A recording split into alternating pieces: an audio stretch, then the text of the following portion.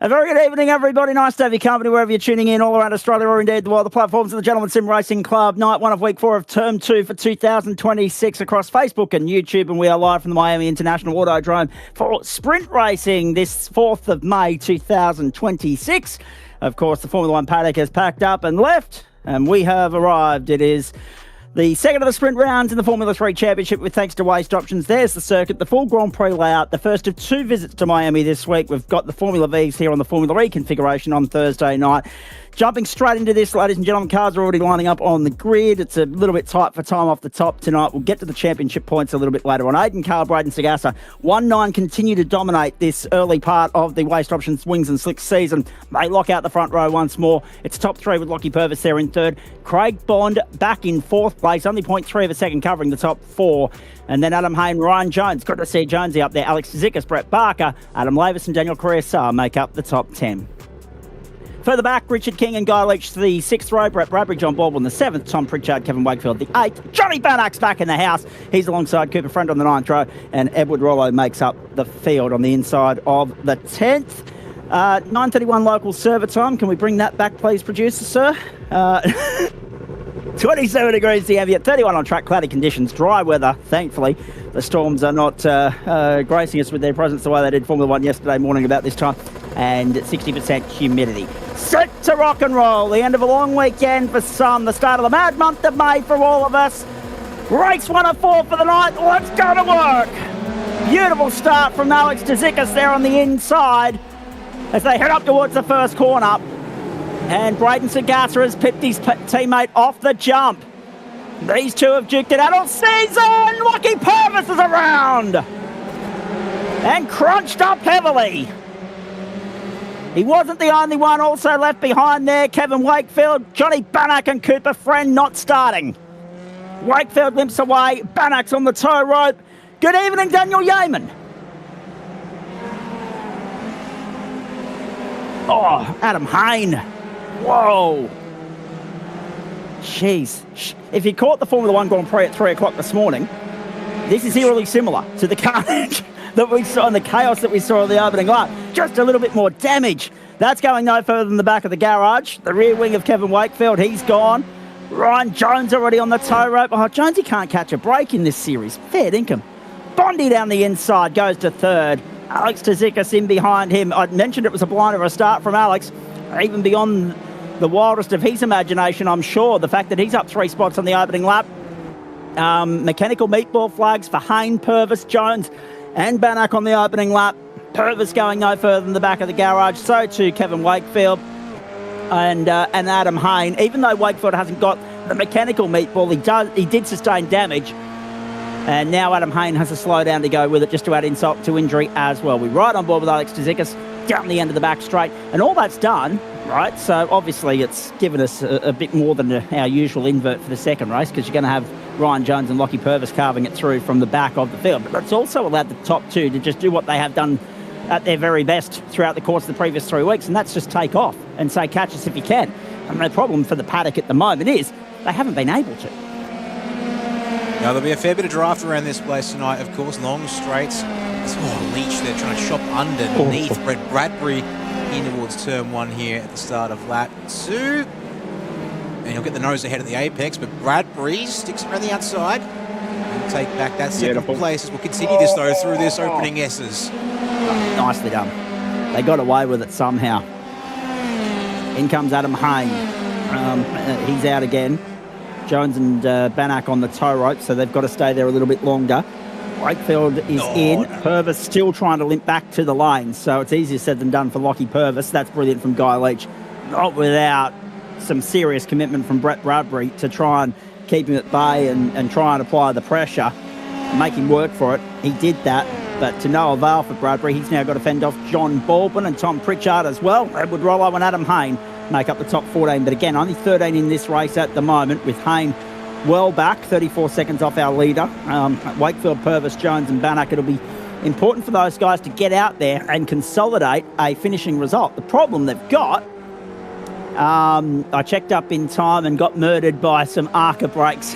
A NASCAR reference from Jonesy from pit lane early in the piece. Whoa! Oh, John Baldwin benefits from lock up and slide from Brett Bradbury. And Bradbury goes back to 11th and now has to fend off Tom Pritchard down the back straight. Invert pole at the moment currently being held by John Baldwin. It was important that he got past Bradbury as a result. Cale and Sagassa have taken off. Aiden Cale's got back by his teammate. 2 laps gone here. We're running at a minute 50 a lap time, so the race is going to run 6 laps. We can tell you that. The problem is these guys have got to get back out there and try and get themselves classified. The only way to do that is to finish only 1 lap off the pace, because if you finish 2 laps off the pace, you're only going to complete 66%, 67% of the race. So you're not going to be classified by the usual, regulations that are applied to motor racing in these pylons. Now, there's Tom Pritchard trying to make Brett Bradbury's life difficult, and so far Bradbury's withstood the pressure again. He's been in the wars, in the thick of it already tonight, so far has Brett Bradbury. Jones has got back out there. Bannock's got back out there. They are stone motherless last, but they are only 1 lap down. So that's good because they can take a few points away, Dan, and then try and salvage something out of race 2. The problem for them is they've got no hope of getting to the invert top 10. But that does give them a little bit of an opportunity to potentially benefit from the expected carnage that awaits us at the start of race 2 if race 1 is anything to go by. I suspect, we'll see that stuff again when it comes up. Watching these guys scrap away here. This is great. These cars, once again, sort of a little tough at the best of times to hang on to, especially the opening stages. Roller around the outside of Pritchard there into this. That's solid. Solid from Edward Rollo. Into the Northwind Motorsport stable and ahead of Tom Pritchard. And Pritchard's not a slouch. We know that Pritchard's a good little peddler, so let's wait and see if he can fend him off and keep him at bay here, Edward Rollo. Down the back straight, you mentioned that slipstream effect, it's huge. But see, this is the thing, right? This has been a tough sell, this circuit, to the cohort, the members of the Gentleman Sim Racing Club, and these are the sorts of races we need to advertise that it actually does lend itself to all right racing. You know, again, I stress the importance of car and track combination. Some tracks suits everything. Other tracks, you got to choose your car choice, your discipline very wisely. Formula 3 and this circuit, good mix, and I think Formula V on the Formula E configuration of the circuit will also be a good combination on Thursday night as well. Alex Tzikis has a good run there in 4th place.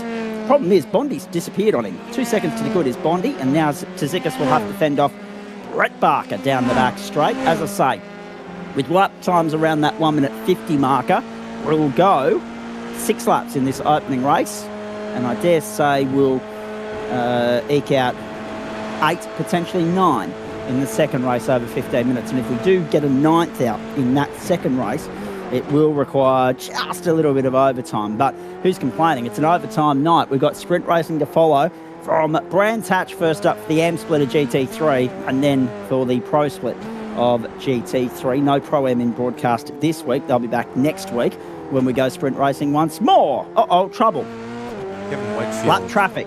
Yes. Kevin Wakefield just giving way. Good to see. You have an excursion there up over the chicane under the turnpike intersection there for Wakefield. Thankfully, able to stay SSL clear of Tzikis and Barker, because this is our closest battle apart from our 1.9 Geo at the front of the field.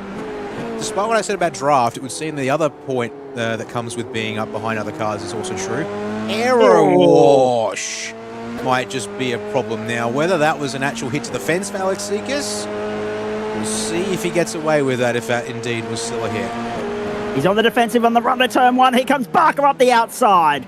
Again, wants to position himself on the outside to potentially put himself on the inside for 2, but then he's got to be on the outside for 3. He wasn't able to commit to that move and has to reset and go again. So Alex holding on very nicely at the moment. Now Barker gets his opportunity up on the outside, and again Alex closes the door. Bondi, 3 seconds to the good now on this battle, looking for his first podium of the season, I think I'm right in saying, in Waste Options Formula 3 is the boy from Gun to Guy. We'll bring you those points in a moment, folks, once we've got a little bit of a chance to catch our breath here. We were a little bit tight for time off the top tonight. 8:15 on the clock. Next time by the line, the white flag flies. And my apologies for that. I had the mistaken assumption I'd have until 7:30 for the green flag of race 1. I get everything fired up, and lo and behold, I find that we're going to get a green flag around 7:25. So cue the mad scramble to click the go live button. Get everything up and running for us here, folks. Here we go. Deep from Seekers, but I think no slowdown. It's just all about a bad run onto this back straight, and Barker is in his gearbox as they get off the corner exit. So here we go. And he puts him up against the fence. Yep, beautifully done from Brett Barker. Saw that Alex Ziggers was on the back row, on the back foot, I should say, there, coming onto the back straight. It was not a clean run. Now they go side by side and juke it out down to the braking zone. And Barker's got the overlap and the position and goes fourth. Nicely done, and he keeps it off the wall on the exit as well. White flag flies in Miami, 1 to go. And gap has extended between the 1-9 pair, which will actually put them on. Yeah. We missed that. Sagas has gone back to the lead. Yeah, let's grab this pass on replay here. There you go, lap 4. Same place. Yeah, in fact, we might even the lap prior to what we just saw from Seekers and Barker, and they haven't changed from this since, it seems. Well, that is the third lead change of the race, if you count the fact that Sagasa got the jump on Kale. Kale then got him back, and then Sagasa has returned serve and hasn't looked back as we hit overtime in this opening heat of the night. We go back to find Brett Barker holding on to 4th spot at the moment. Currently, John Baldwin still holds on to the invert pole position. Our 2 commentary broadcast colleagues, Adam Lavis 5th and Daniel Correa-Sar 8th at the moment. Up the outside, here we go. Zickers and Barker. Barker's holding on for the moment. Look at Alex trying to wedge his way down the inside. No. Oh, dear.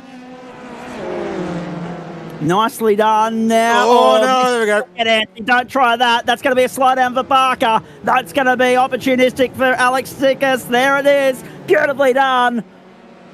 Forced Barker to take evasive action to avoid inevitable contact. He's been able to clear it. Will he be able to return serve on the run down the back straight towards the final corner? Meanwhile, Braden Sagasa and Aidan Kale. Sagasa has been able to hold Aidan Kale at bay. And for the second time in as many starts, Braden Sagasa is going to victory lane in Waste Options Formula 3. Barker and Zickers side by side to the end of the back straight. Barker goes 4th. Sagasa from Kale. Bondi's going to get 3rd. Barker eventually, in what has been a great race-long scrap, holds off Alex Zickers and the JMR stable and goes 4th.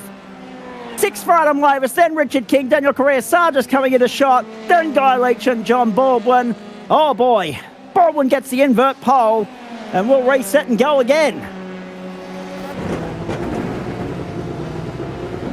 Okay, you only need 1 or 2 battles to make it lively, don't you, Dan? Oh, sure, indeed. Someone took to a very dramatic conclusion to their own race, but I can't pick up who that was. They may have...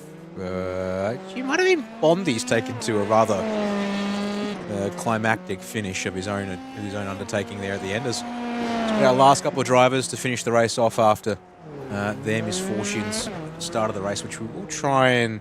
Actually, we might just whilst these drivers are finishing up, we'll try and get as many of those lap 1 incidents as possible quickly scrolled through here to piece together the story of the race. Yep. You got about a quarter of a lap. Lockie Purvis coming down the back straight at the moment. This was the view from Guy Leach.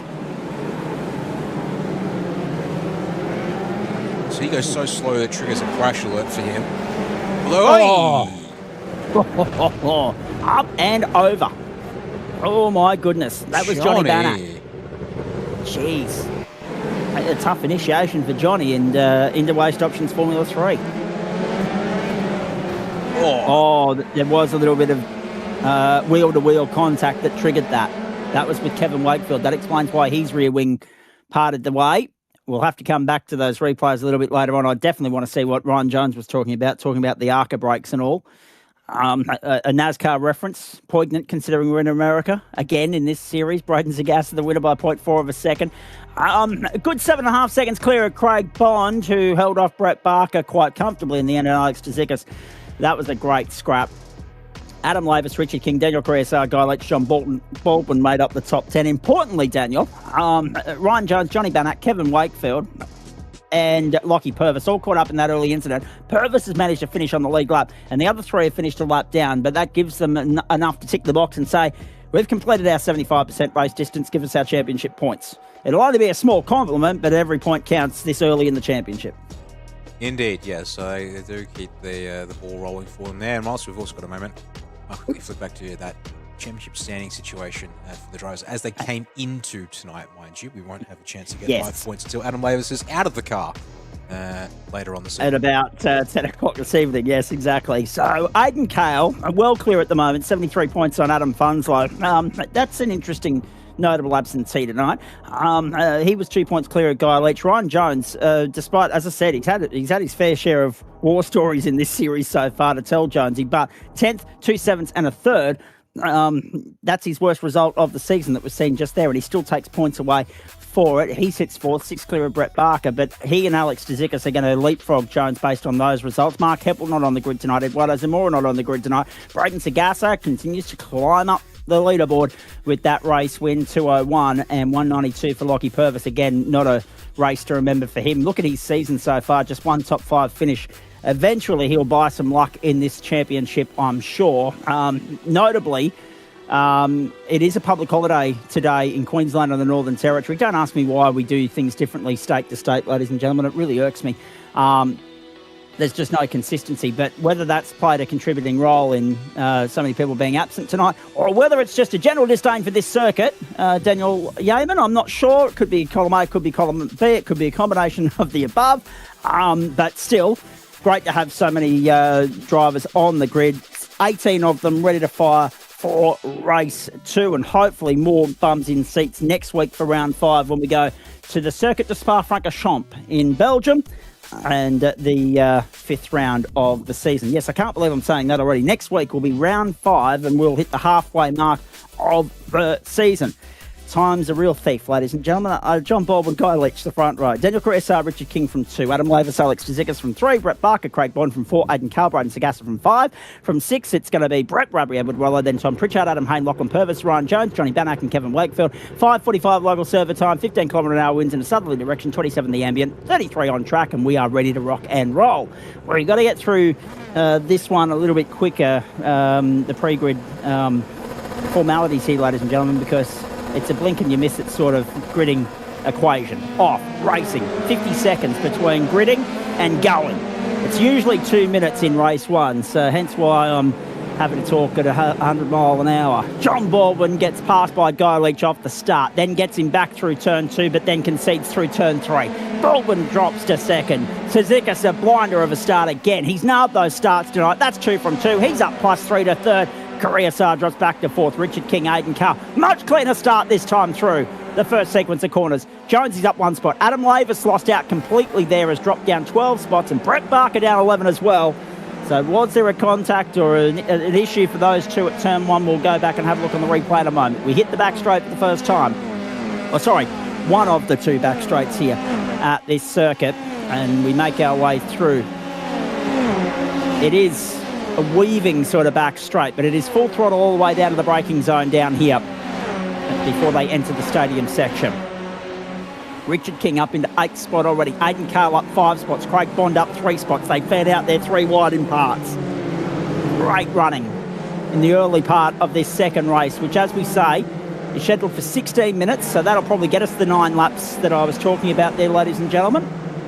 If it was 15, we probably would have only been looking at it would have been questionable as to whether or not we were going to get 9 laps or not. Whoa, geez.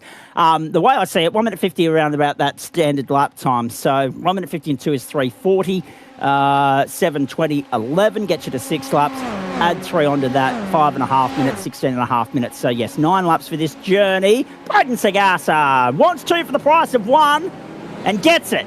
Got down on the inside of Bond and Baldwin. Baldwin, the switch back on Bond. Bond drops to 6 for the moment. Sagasa's up to 4th. Cale up to 3rd. The 1-9 entries again, 6 spots apiece on the opening lap. Blinder of a start from them. Johnny Bannack, good fight back from him so far. Whoa, that was tight.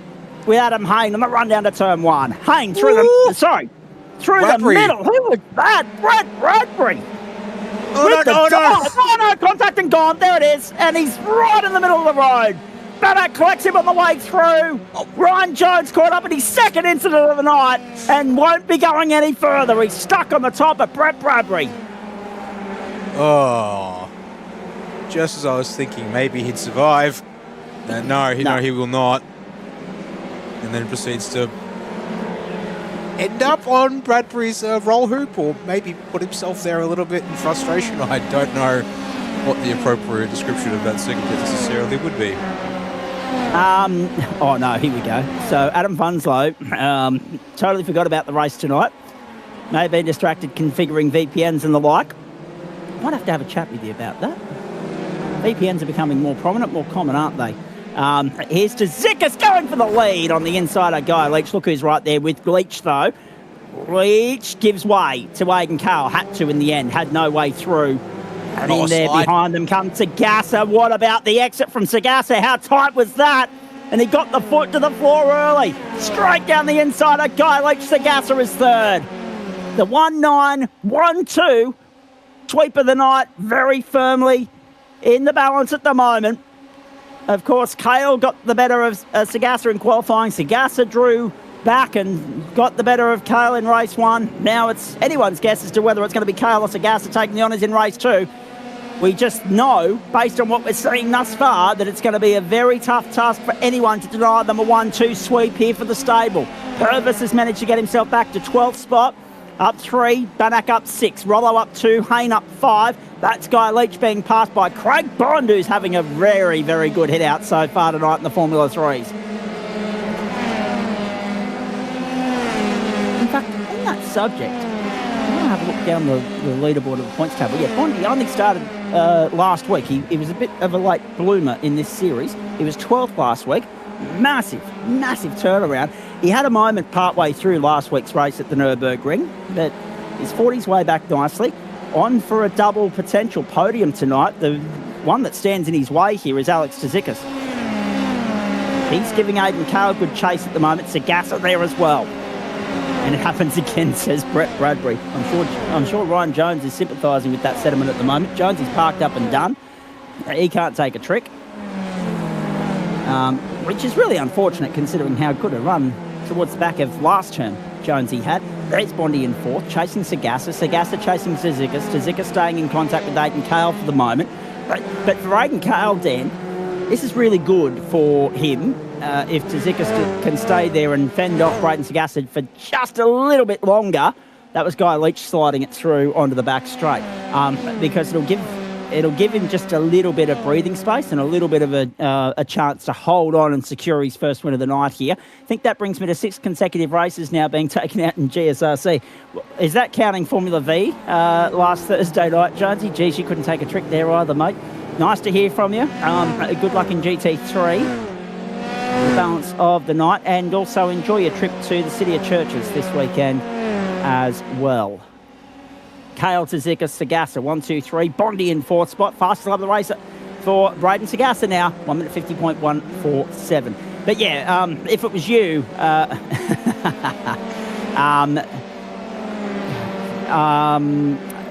not even going to touch that with a barge pole. It's not a multi-class series. As far as I'm aware, there's only one form of Formula 3 car. Yeah, your so options. Your options are the Dallara F312 or the Dallara F312. So. Very exactly. Diverse range. So it's a bad time to ask that question because the response is give yourself an uppercut.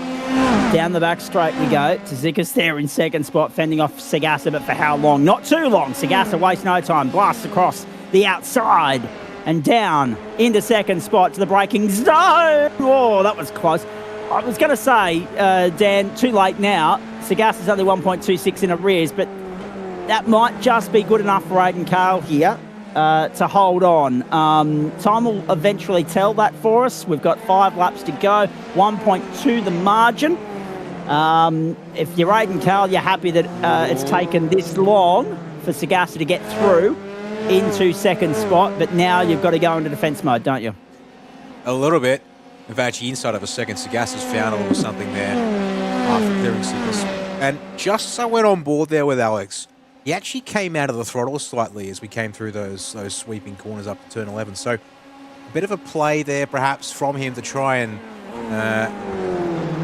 in a position to get a better attack, but it hasn't really worked out for him in the grand scheme of things there in any sense. So still within target, within range to hang on, but that requires being able to now put together some of the best laps he's done all race long, which is going to be a bit of a tough ask, I would think, as we get with this second half of the race.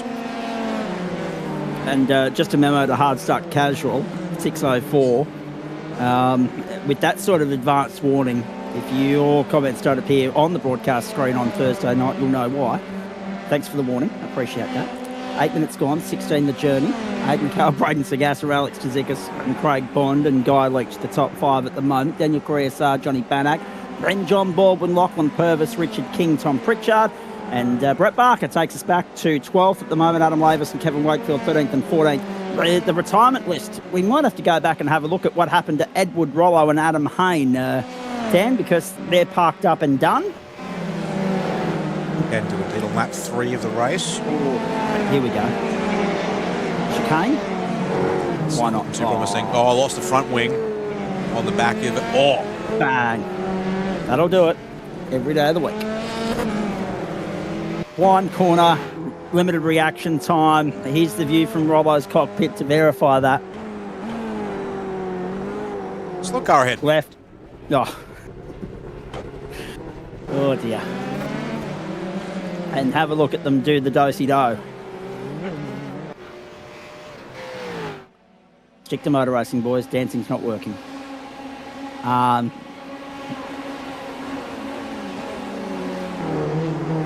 live, it's on for third. And Bondi trying the outside on Tzidakis now. Switch back on the inside. Alex doing a nice job here of fending off the boy from gun to guy. But Bondi should, based on my, rough calculations, and again, maths is not my strong point, ladies and gentlemen, even if he can't clear Tzidakis here, and he's not able to just yet, he's hung tough around the outside for one. Good work, boys. Nice and clean. That's how it's done. Bondi through on the outside. The run through 2 and 3. It'll put him on the inside for 4, and surely he's going to third. Oh, beautifully done. That's how you race cleanly, wheel to wheel, ladies and gentlemen. Nicely done from those two young men. And Bondi goes to third. I was just about to say that even if he didn't clear Alex Tzidakis here, based on the fact that Tzidakis finished 5th in race 1, by virtue of the fact that he's +2 at the moment, he started 6th in race 2, and Bondi finished 3rd, that should have been enough for Bondi to still claim. A 3rd and a 4th would have outdone a 5th and a 4th, or a 5th and a 3rd, I would have thought. So it would have been there for Bondi to claim it. Tzidakis is still making him work for it. To the outside, at the back, at the end of the back straight, had to keep it between lines. Well done, Bondi. That's exactly how you shut the door. Just made him back out of it. Oh, no. And keeps him at bay. They scraped the wall of the way through. Let's see if that's done any damage for them. Tzidakis gets a beautiful run off the left-hand, and they'll side by side duke it out down the back straight. Tzidakis will have the inside running when they get to the end of the back. Sagas is still 1 second away from Aidan Cale, so the slipstream effect not as prominent here as we might have thought it would be. 3 laps to go at the line. Tzidakis with his nose down the inside. He'll have the line if he wants to lunge under brakes. He does. He gets it. Nicely done. You just get the feeling that this battle's about to play out for the remainder of the journey here. They'll scrap it out for the full final 3 laps to determine who's going to stand on the podium in the race, and maybe the round as well. Even though the positional battle is in favour of Bondi at the moment, with a 3rd and a 4th out doing a 3rd and a 5th, bonus points could be the defining factor there.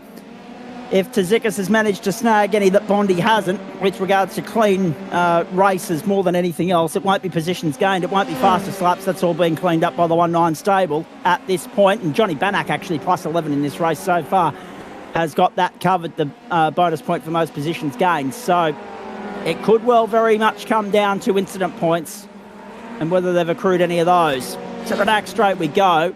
A tantalising battle for the last spot on the podium, Dan.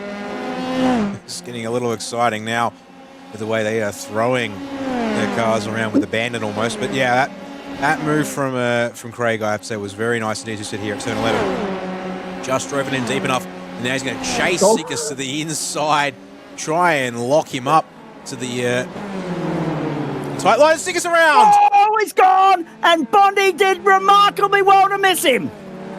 Just scraped him on the way through the front wing parts company with the car at Tzikis. Bondi escapes unarmed, undamaged, and holds on to third by 2 seconds now over Guy Leach. Unlucky for Alex Tzikis on the limit. And we've seen those cars step out sideways on so many occasions tonight, but that one was costly. Just gets it, yeah, a little too deep into the corner, and car begs for mercy, unfortunately, there. And say goodbye to Alex's chance. He'll hang on to a top 10 at this stage, it seems, although Brett Barker is behind him. Sans front wing, mind you, I should add. This man has been limping around with a lot less downforce than he'd like at the pointy end of the Injectors Online 95 tonight in this second race. Makes for an interesting sight on profile. Tzikis has come to pit lane, so there goes the chance to hold on to a top 10 finish.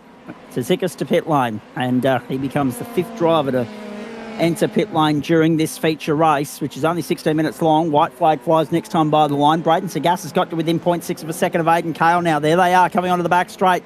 Cale's yanked it out sideways, and that'll be potentially to the benefit of Sagasa here. Down the back straight we go. Fastest up the race, 149.952. White flag in the air next time by the post, by the strike, and it's anyone's guess as to whether or not Sagasa's going to be able to do the double or Cale's going to be able to lock it up at one apiece. And then again, it comes back to fastest laps and bonus points and incident points and clean races and all that sort of jazz. And the fact that, of course, Cale already holds a bonus point by virtue of claiming pole position here. So all of that still to play for. That could be the difference between winning by mere points or losing by points. And even last week, Cale managed to win the round on a countback on tied points, 105 apiece with Braden Sagasa. Again, the importance of a clean race, the importance of the fastest lap, the importance of pole position.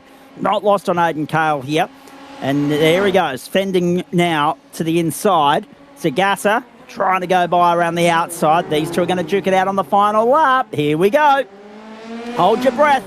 5 1/3 kilometres to go, ladies and gentlemen. 2nd of 4 for the night for you on the platforms of the Gentleman Sim Racing Club. Our open wheel tin top racing waste options double header, and Aiden Cale holds sway. Sagasa again the fastest lap of the race to the outside at 1.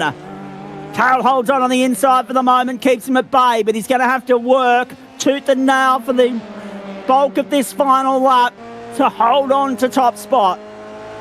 Fascinating stuff. Bond, Banach, Leach, Koreasar, the top 6 at the moment. What about Johnny Banach up plus 13 after the misfortune of ending up in the wars in race 1. He's fought back beautifully here in race 2. Leach, Koreasar, Lockie Purvis up 8 spots. So the 1-9 stable have got 3 in the top 7 at the moment.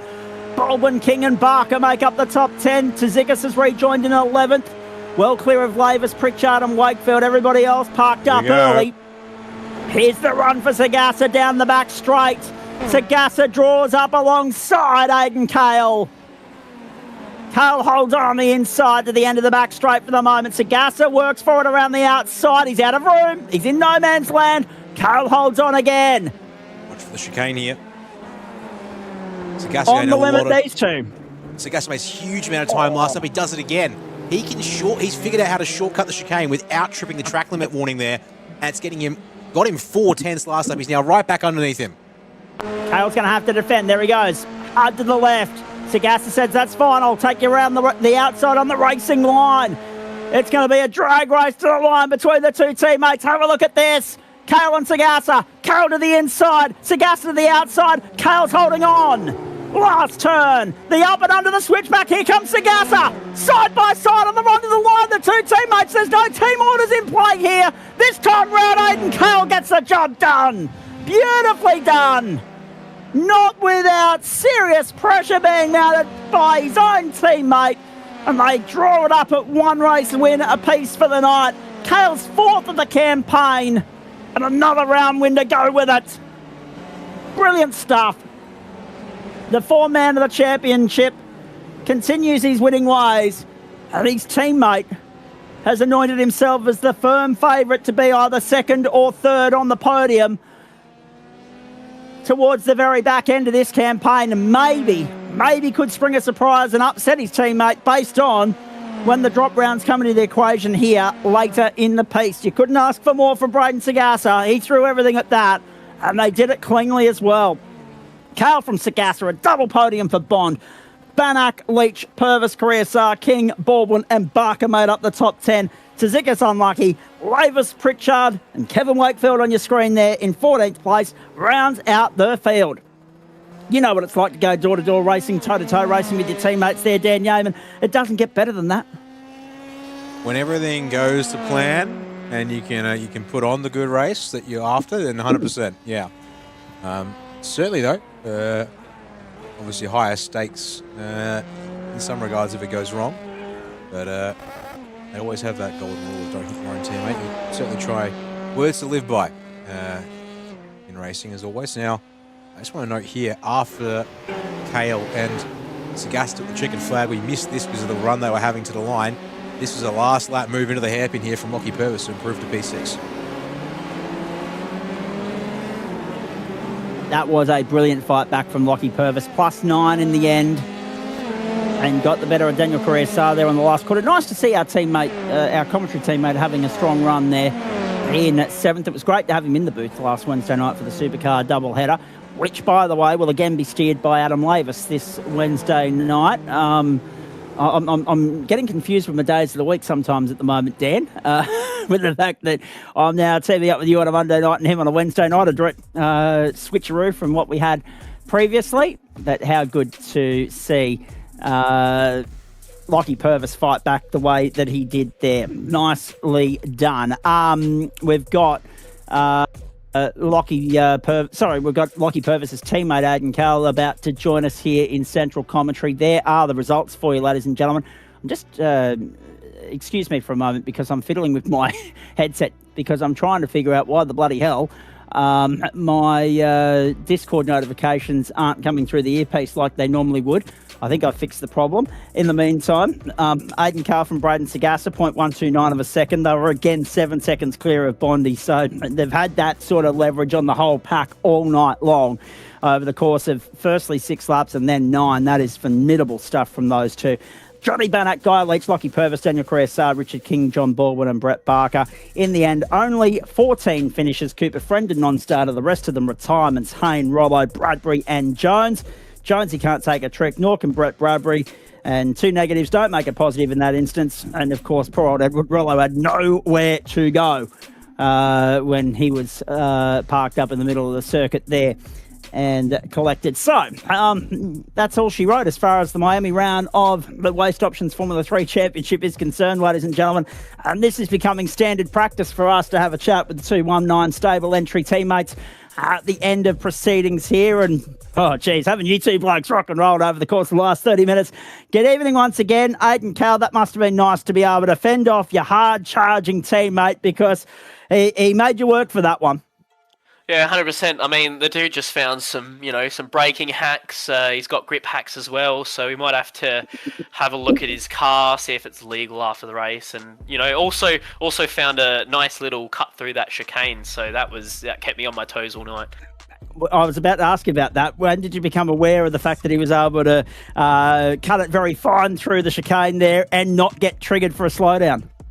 The first lap of the first race, and I think that was a bit too late for me to I didn't want to risk it. There's just no point risking it at this point, and I'm just glad that I got home in time to actually do this race because it was I was kind of it was a close one.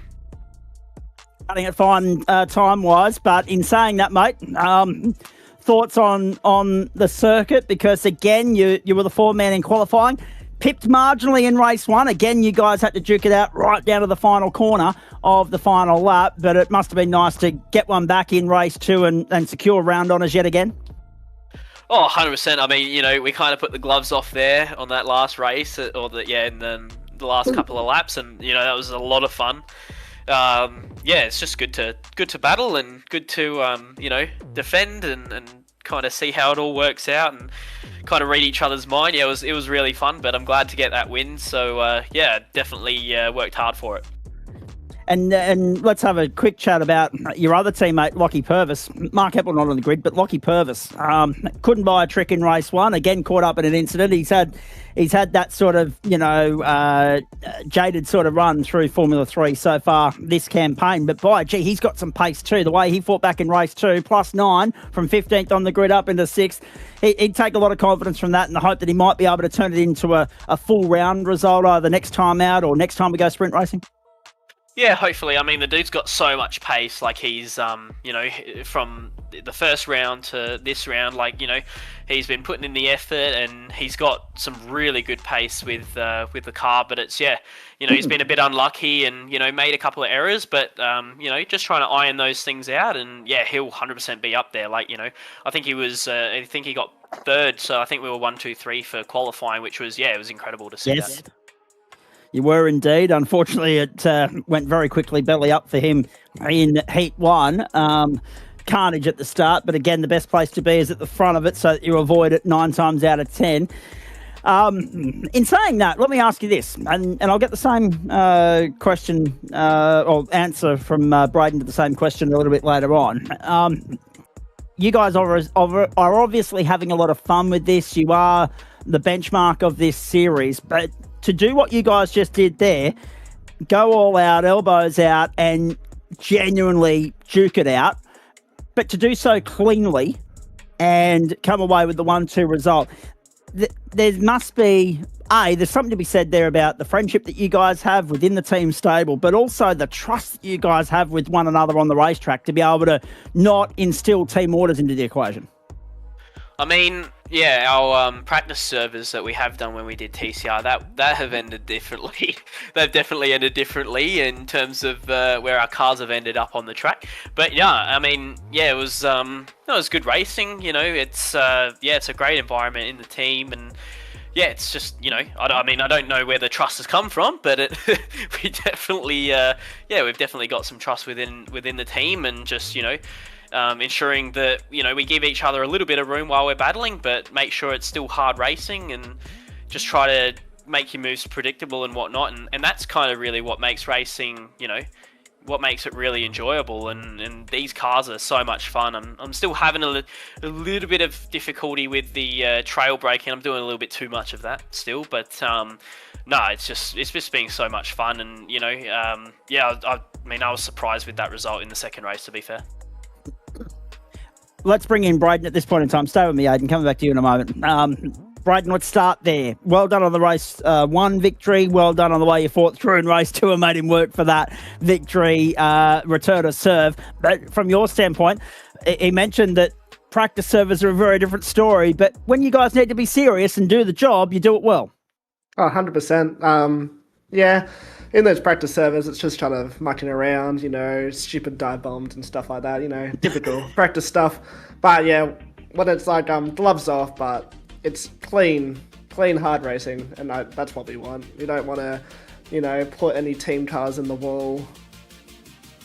No, that's exactly right. And unfortunately, your teammates Heppel and Purvis are doing a good enough job of putting themselves or getting themselves involved in that garbage anyway, whether they're deliberately trying to or just getting caught up innocent bystander style.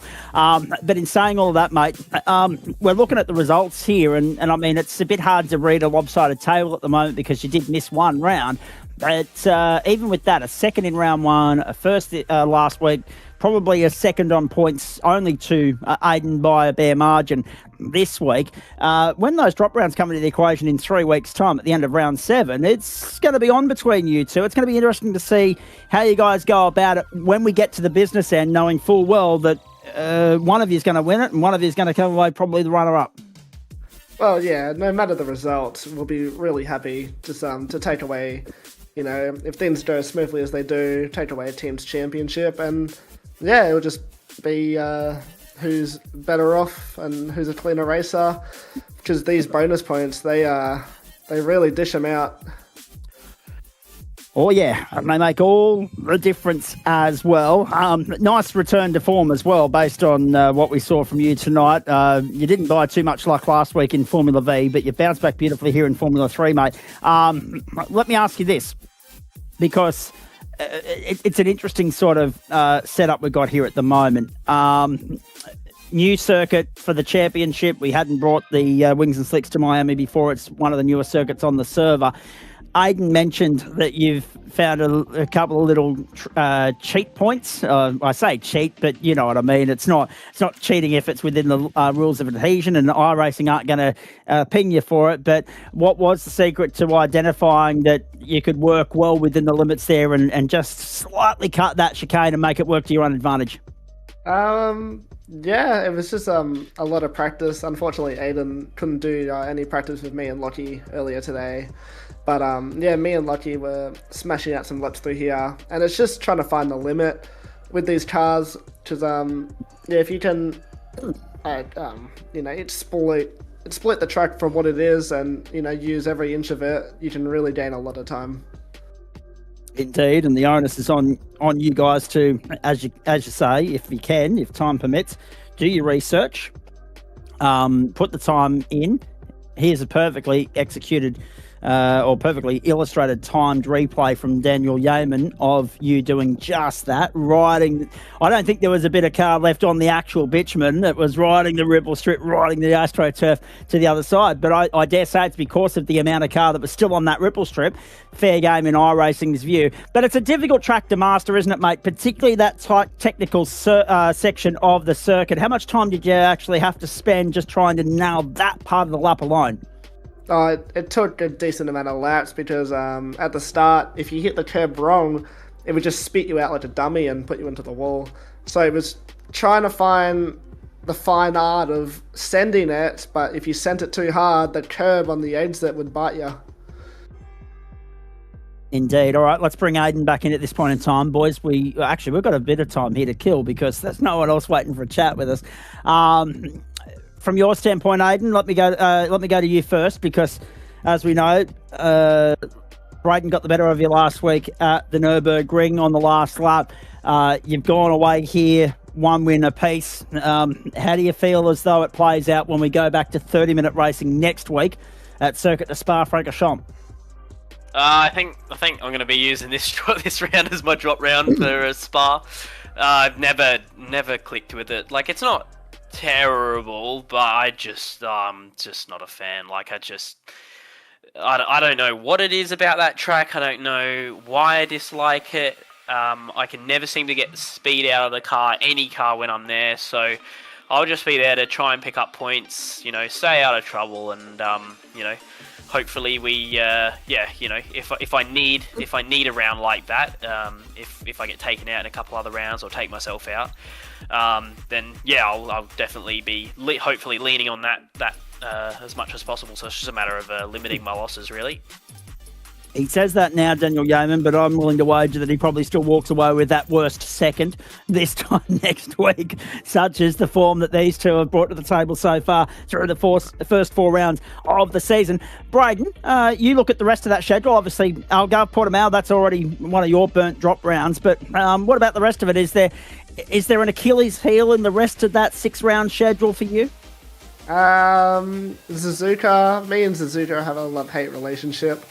And probably Zandvoort, which is not a good sign. Yeah, which is not a good sign since it's a 45-minute race. But extra points, etc. Yes. Yep. Yeah, but yeah, I'm actually really excited for Adelaide. Adelaide will be a lot of fun in these cars, especially through the first chicane. But to go back to Spa, yeah. Yeah and no for me. All right, very nicely done. I was going to say, you've already answered the Spa question because that was the next one I was going to throw at you. Let me ask you this, boys. Could you have asked for a better first lap of that second race? I mean, we were expecting carnage based on what we saw in the first heat, in the first lap of the sprint race that preceded the feature. But you guys just cut that up and tore it to shreds. 6 positions gained apiece on that opening lap, and that really set up the end result, didn't it? Yeah, 100%. I mean, for me, I think it's all about maximizing your cold tire pace. I feel like that's where, you know, anyone, or not anyone, but, you know, a lot of people can do those fast laps consistently, and there's a lot of people in this league that can do those fast laps consistently. And like we saw new drivers like, you know, Craig Bond up there today as well. So he definitely showed that he had pace, and, you know, yeah, Adam Haynes, your Ryan Joneses, they've got some really strong pace. So yeah, it's it's very much just trying to capitalize on people's cold tire pace and kind of showing your nose, showing your intentions. It's a little bit like you know, a dating app. You got to show your intentions a little bit first up and make sure that the other person understands what you're trying to do and what you're trying to accomplish. And that, you know, if they see that you're going up there inside and they're smart, which a lot of people in this league are, then yeah, they'll you know, not back out, but they will try to pick a fight for a better day, I think. Your thoughts on that, Braden? Yeah, pretty much stole the words out of my mouth, really. It's just yeah, it's really about cold tires. I think you could see in that first race with Lockie, oh, that was a hard hit into the wall. Wasn't it? I got away with it somehow. But yeah, with Lockie, for example, he just lit it up just a tiny bit on those cold tires, and I had a moment as well on lap 1 in that same area. I slid out and got sideways. So survival on the first lap is pretty much where it's at, and then once the tires get all warmed up, yeah, it gets a lot better. That second lap is day and night from lap 1. And you mentioned having a couple of wall scrapes and somehow getting away with it along the way. Testament to the structural strength of these things, really. I mean, when they break, and they break well. We've seen that tonight. Just ask Jonesy and Kevin Wakefield and a few others, right? But really, they didn't mind the odd wall scrape. You weren't the only one to come close to death in a motor racing sense by clouding the wall there, mate. There were a couple of others along the way, but the structural strength of these cars, they were able to withstand that, weren't they? Yeah, they can hold up a lot better than I thought. I thought as soon as I hit that wall, I thought it was curtains, you know, rear suspension or something was broken, but crew chief didn't say anything, and yeah, I was able to catch the slipstream of Aiden and give him a fight to the death on those last couple of laps. Last one, before I let you do your usual thank you, boys. And I say that because I'm looking at the clock and we know that at the very bottom of the hour, 8:30 Eastern, 8 o'clock Central, 6:30 Western and 10:30 New Zealand, we have the latest round of Waste Options GT3 standing by, and it'll be the AM split first up from Brands Hatch, and then at around about 5 to 9 o'clock Eastern, somewhere around there. It'll be... And I apologise because somewhere in the Discord thread I've gone off the old timings of 8:45 and 9:10 because I'm so used to them being the start times, but they're 15 minutes earlier here, of course, during the winter months. I should know that by now, but I still slip up occasionally. See, I told you maths wasn't my strong point. And I was replying to a message blind earlier today. That didn't help either, but about 5 to 9 Eastern will be when the pro split kicks in from the same venue. It doesn't help that we also have Wednesday night and Thursday night main courses kicking off at quarter to the hour. So there is that disparity there. Anyway, I digress. Boys, you've been out there, you've raced it. It puts on an all right spectacle. We saw that this morning with Formula One in the real world without the addition of water, unfortunately, because that's the reason I got up at 3 o'clock to watch the bloody thing. But it's a tough sell for the iRacing cohort. Words of advice to your fellow sim racers out there. Sell this circuit to them. Tell them what they're missing, please. Start with you, Aiden. It's got a bit of everything. Like, you know, it's got your tight and technical sections. It's got your fast flowing sections. It's got overtaking zones. And, like, it's a street circuit. It shows driver skill. And it, you know, I mean, do you really want to be racing Spa and Daytona road course for the rest of your life? Oh. Well, why am I not surprised to hear you say Spa in there after the comments from earlier in the piece, Braden? Yeah, what Aiden said. Yeah, it's it's done a lot of everything, like you said. And you can have really tight racing, like this, for example, side by side action, and the turns, they twist and turn, so you could be on the outside for one corner and then be on the inside for the next corner, and it just flip-flops the whole way through. So it's a really good track, really flowing, but it's pretty much a concrete canyon. Absolutely, and I don't mind that either, Braden. Rather than stand there and be the team parrot and just echo exactly what Aiden said, you've shortened it by just saying what Aiden said. I like it. I'm all for it. Hey, it's all right when you're in agreement on most things, isn't it? Boys, well done. Who do you want to thank? I'll thank the team 19, the Chris, team owner, all the boys from 19. Just great people to be around. Everyone from GSRC as well, I'll thank them. Thanks for rocking up and actually giving these cars a shot, because they're a whole lot of fun. And thanks for the great streams, boys. So we've been loving it, and I think Braden has some family that watches it, and it's awesome to watch back. Anything to add to that, Braden? Yeah, pretty much just my family. They've been watching them, and obviously the broadcast guys, Daniel and Adam, for putting on these amazing streams every Monday, Wednesday, Thursday. Great quality. Well done, boys. Terrific to catch up with you. Thank you for that. Well done again. Scintillating performance tonight. Solid effort. 1 and 2 across the line in both races and qualifying as well. You're tearing it to shreds. Long may that continue. Braden, we'll see you Wednesday, Thursday for 86s and Vs. Aiden, we'll see you next Monday night. Boys, go well. Thank you. Grace, thank you. There they are, the two dominant men in Waste Options Formula 3 at this particular point in time. Braden Sagassa and Aiden Cale. Cale prevailing with a pole, a second and a first tonight, and Sagassa with the first and second in the two races as well. So that'll be the discrepancy on the points table. It should go to Aiden Cale on that count back. We'll hopefully be able to confirm that for you at the end of the night. Stay with us though. We're only just getting started. As I said, off the top, playing on the date and the day and what it means to some people. I wasn't going to plagiarise it word for word. I just said, may sim racing be with you, ladies and gentlemen.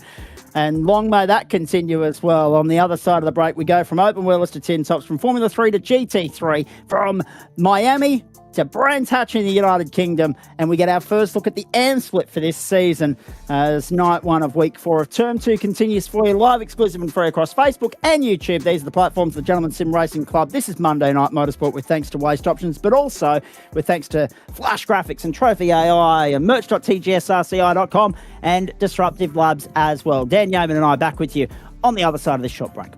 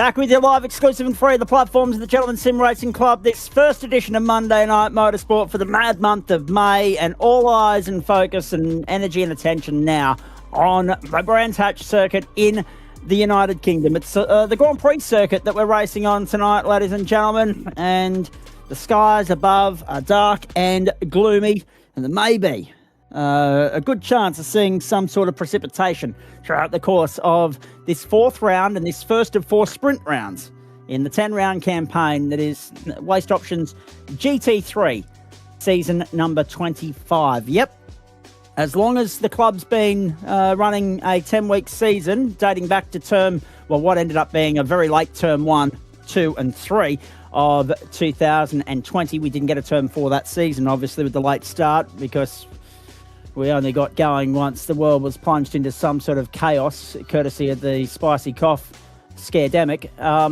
The situation is that we've got a fascinating night ahead of us here, but we've had 25 seasons of GT3. It's the only category, as far as I'm aware, that has stood the test of time and been a part of every single Monday Night Motorsport campaign that we've brought you over the course of the last 6 years, now into our 7th, of course, across Facebook and YouTube. There are the point standings. You can see that it's dry at the moment, so we're not getting that rain that we were hoping for. We might see some in the second race, however. We'll wait and see. Dale Sharp leads the way at the moment over Mitchell van der Ven, 13 points to margin, 294 plays, 281. Luke Wegener, 245, and Ryder Dakin, 244, 243 for Tim Watson and Logan Griffin on 240 points. Real solid, tight congestion there. 6 points covers 3rd and 7th, with Alan McDonald on 239. Then Todd Suter, Tristan Koch and Mitchell Buckman make up the top 10. A good mix of manufacturer spread there. McLaren, Lamborghini, Ford, Porsche, Aston, Audi and Mercedes. So 7 different manufacturers in the top 10 at the moment. Grid for race 1 looks like this. Well, firstly, there's the circuit, 3.89 kilometres around. It looks basic, but it's anything but. Rise and fall, undulation, tight corners, narrow racetrack, overtaking, not something that comes easily around here. It comes at a premium, so you're going to have to work hard if you've botched qualifying or you make a mistake in any of the 2 races tonight. Tom Pritchard, Todd Suter the front row, Scott Wooden, Martin Davis the second row, Mitchell Buckman and Jordan Sears the third row. We go back to Edward Rollo and Dale Sharp on the fourth, Mitchell van der Ven and Luke Wegener on row 5. Todd Suter, Scott Wooden and Ryan Wooden currently showing as starting on wets, and the reason for that is the forecast on the right of screen there, which I'll get to in just a tick. Alan McDonald, Tim Watson, Robert Gay, William Yarwood. Good to see him back on the platforms of the GSRC. Tristan Koch, Steve Harvey, Ryder Dakin, Joe Hargraves, then Ryan Wooden and Jake Cowman. Rounding out this field will be Peter Foster, Nigel Patton, Logan Griffin and James Denton. Travis Azzopardi overseeing things from race control. Let's have a look. The manufacturer breakdown. We've got McLaren, we've got Aston, we've got Porsche, we've got Mercedes, we've got Chev, we've got Ford, we've got Lambo, we've got Bimmer.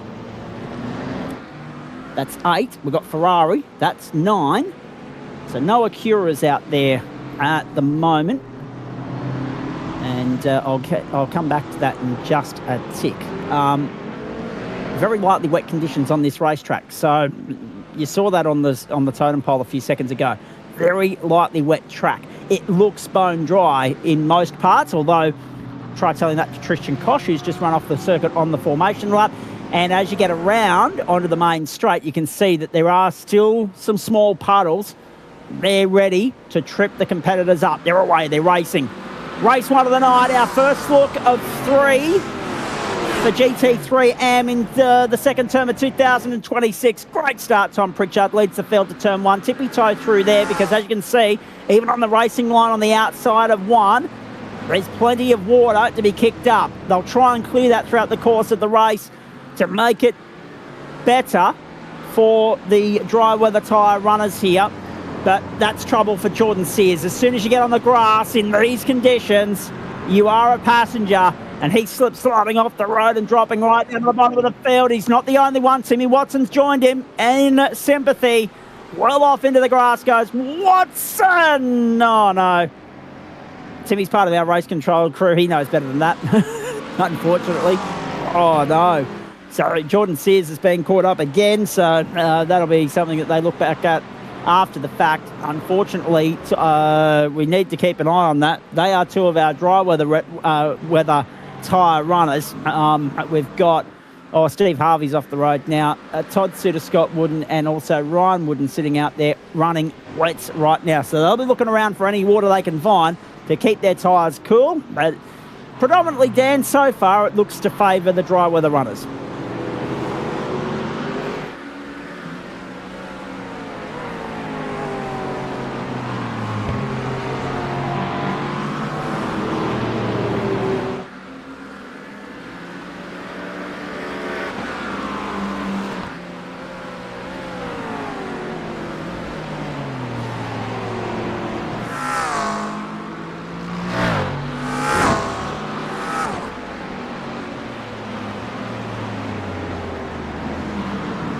Indeed you will be. They make their way through for the second time. Martin Davis tucks into fourth spot behind Scott Wooden. Wooden, of course, running the wets at the moment. Off goes Steve Harvey again. He's having a wretched run so far. That's his second off track. Jordan Sears goes to pit lane. Tim Watson continues on in 21st position. Big winners and losers on that opening lap. The losers, Steve Harvey down 4, Tim Watson and Robert Gay down 9 spots. Jordan Sears down 18. Richard, trouble on the wall. The Whiskey Business Racing entry, the BMW of William Yarwood, pointing backwards. Everybody's managed to miss him and avoid him. But watch it, Will. He gets away with it. Anxious moments, hold your breath sort of stuff. Yarwood's going to rejoin down in 19th spot. Make it actually 22nd because as he's been able to try and flick spin it around, he's dropped more ground. And James Denton now the only one behind him, apart from Jordan Sears, who spent the better part of 20 seconds on pit road and has swapped and has spent 22 seconds on pit road, I should say, and taken a fresh set of dry tyres, it would seem. There's no other reason to explain why he would have spent that long on pit lane for a fast repair. Across the start-finish line we go. So Scott Wooden has been displaced by Martin Davis. Up in the third spot now. Off goes James Denton. That'll be to the advantage of William Yarwood. Releases the pressure on him at the moment. And through into the right-hander they go. Technical circuit. But when you get into those fast, free-flowing parts of it, Dan, this is one of our favourite British racetracks, let's be perfectly honest.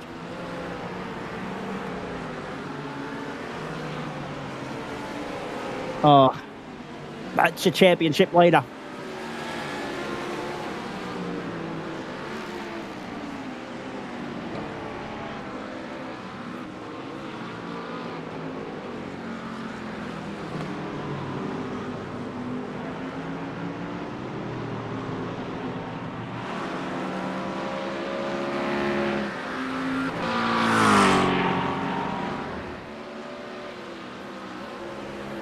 I think I'm counting this right at the moment. I'd hate to think that I've got it wrong, but I'm counting 8 different manufacturers in the top 10 right now. And there's 10 in the race. I missed one earlier in the countback, and the only one that we haven't got represented out there is Acura. But you've got 2 McLarens in the 10, 2 Porsches in the 10. There's 2 manufacturers. You've got an Aston in second, a Porsche in third, a Mercedes in fifth, a Corvette in sixth, and then a Lambo in 7th, and a Ford Mustang in 9th, and an Audi in 10th. So you've got 8 different... Yeah, and a Ferrari. So you've got 8 different manufacturers in the top 10 at the moment. It's extraordinary, the variety in this split. William Yarwood off the road again. Jordan Sears off the road again. Mitchell van der Ven, the second place runner in the championship at the moment, now off track as well. There he is. And Jordan Sears is parked up on the inside of turn 3. Sorry, turn 2. Tim Watson back to pit lane. Joe Hargraves sits 15th at the moment. And that would have been to get by Nigel Patton. Here's the open stretch space of the back straight, that downhill run. They drop down under the bridge. Scott Wooden's been relegated. Good move from Ryder Dakin around the outside, and the Porsche to go to 6th for the Northwind Motorsport stable. Top 3 currently showing as privateer entries, and Suter making it work on wets at this point, but he is 6 seconds behind the race leader.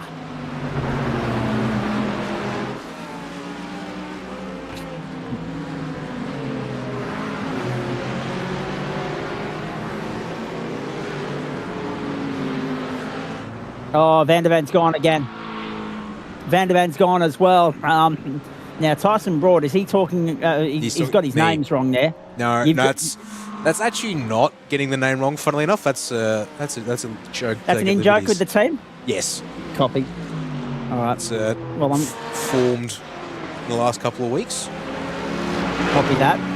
You can elaborate at a later point in time if you wish. In the meantime, down the inside, Edward Rollo to 4th on Todd Suter. Ryder Dakin back into 6th spot. This bottleneck now lining up behind Mitchell Buckman is quite interesting, but it's becoming very clear that the drives are the way to go. Trouble. Ryder Dakin. Oh, no. Tristan Koch caught up as an innocent bystander as collateral in all of that, and Luke Wegener as well. Can you believe this? Oh, yeah. Wegener clips the spinning Porsche of Dakin. Everyone else seems to get on. Like, just as I was saying, Suter was continuing to be a traffic block. I just want to note here, yeah, Pritchard into 128.3, you fast lap of the race, and Suter's currently down in the 132s as the wet tyres now are just being helplessly outclassed by those who are finding the pace and the confidence around this circuit right now. Lap 5 of 13. Based on numbers, we should get the full race in without going time certain. 14 laps would have actually been pushing it, but yes, I think we'll be fine with 13. James Denton to pit road. Maybe we were expecting more rain in this race. Maybe that's why we went 13 laps for the opening heat, to try and get it done on laps rather than time. But yeah, Todd Suter, the best place to the wet weather runners at the moment. Scott Wooden's dropped down to 11th. Importantly, that means that Dale Sharp sits in the invert spot, so he's been able to recover after his spin earlier. Ryan Wooden for Entropy, who we saw spinning a few moments ago. He's +1 at the moment, but he's there in 18th spot, I should say. The last of the wet weather runners right now, and look at this. Oh, down the inside, Van der Ven on the comeback trail. Oh, these guys are duking it out for 11th. Dale Sharp's 8 seconds up the road and comfortably holding the invert for now if things stay the way they are. And if he can get the invert and Van der Ven gets stuck outside the invert, and he was lucky not to come undone there, Martin Davis gets by Tom Pritchard at the front of the field. Pritchard's off the road, that's why. Oh, no. Pritchard. Done. Davis to the lead. Buckman and Rollo to 2nd and 3rd. Pritchard's going to rejoin in 4th. Big hit of the puddle. There's the risk. That's why Davis had to take evasive action, because he was spearing across the track. Oh, no. I'll show us one more time. Just pushing too hard as Pritchard finds the puddle he can't touch or afford to touch, and then, Martin Davis, very fortunately. How lucky was Davis? Arrives at the right time to avoid all that. Yeah. But even then, by going onto the grass, Dan, as we've seen already, it's so slippery out there, he's been able to control it, which is even more impressive. And he leads this race quite comfortably now. 4.9 the advantage. It's now 5. And Tristan Koch rejoins in 5th. So that's the seesawing that's going on here at the moment. Logan Griffin's up 14 spots from 23rd on the grid up into 9th place. Oh, here we go. It could get silly here, boys. Alan McDonald on the tail of Todd Suter. Ryder Dakin's in this as well. Suter's wide. A sitting duck on the wet tyre. McDonald goes to 6th. Dakin wants a piece of it as well. He'll go to 7th. McDonald needs to get across to close the door. Dakin down the inside. Oh, had the nose chopped off by McDonald there nicely. And Dakin can set up and go again. Plus 10 positions for Koch and Dakin at the moment, plus 14 for Logan Griffin. The best place so far. McDonald has been relegated now as Dakin goes through to 6th. Matthew Gerard for avoidable contact on Michael Ciro. I don't think that's the split we're watching at the moment. I think that's the Pro-Am split for you, ladies and gentlemen, that we've just been receiving updates from. This happened last week as well, but that's okay. Gives you a bit of an idea of who's getting whacked across the knuckles over there. 10 minutes and 50 seconds gone. We're past the half-race distance on time and also on laps. Lap 8 of 13, 6 to go. Martin Davis leads, 5.6 the advantage. We've picked up Mitchell Buckman in 2nd ahead of Edward Rollo. Ryder Dake and Alan McDonald, one of the close battles on the racetrack, Todd Suter, Logan Griffin the other, and they're slowly but surely being caught by Dale Sharp. Now, what's interesting for mine is if we look at Sharpie, he's 5 seconds clear of Mitchell van der Van in the Lambo, right? They are 1 and 2 in the championship. At this point, we saw this earlier. We saw it on your screen there, folks. Dale Sharp, 13 points clear of van der Van. It is a massive leg up, an opportunity for Sharpie to give himself some breathing space in this championship. If he's part of the invert and van der Van's not, there he is, down the inside, up the outside rather, to go to 9th. Tristan Koch is off the road. He rejoins, but he's lost a spot. Taken through to 5th, Koch back to 6th, and still in the dirt again. He's going to lose a 2nd spot. But yeah, it's a massive opportunity for Sharpie, isn't it? If van der Van can't get in that invert, it's going to make life difficult for him in the second race. And Sharpie may be able to give himself some breathing space going into Sandown next week. I don't think it's going to hold for Sharp, though, because that there, Todd Suter now, the man who holds that P10 spot, is falling like a stone. Van der Van, as I said, just every lap, these drivers on dry tyres. In fact, there you go, Suter's going to bail. He's giving it up. Yep. Don't blame him. Van der Van goes to 10th, down the inside of lap traffic. Now, speaking of which, we've got Yarwood, Gay, Sears and Watson all out there a lap down at the moment, based on the fact that they've run into trouble. They've had a mechanical meatball flag thrown at them, or they've had an incident where they've sustained damage. Now they've got Todd Suter on pit road as well, going onto the dry the tyre.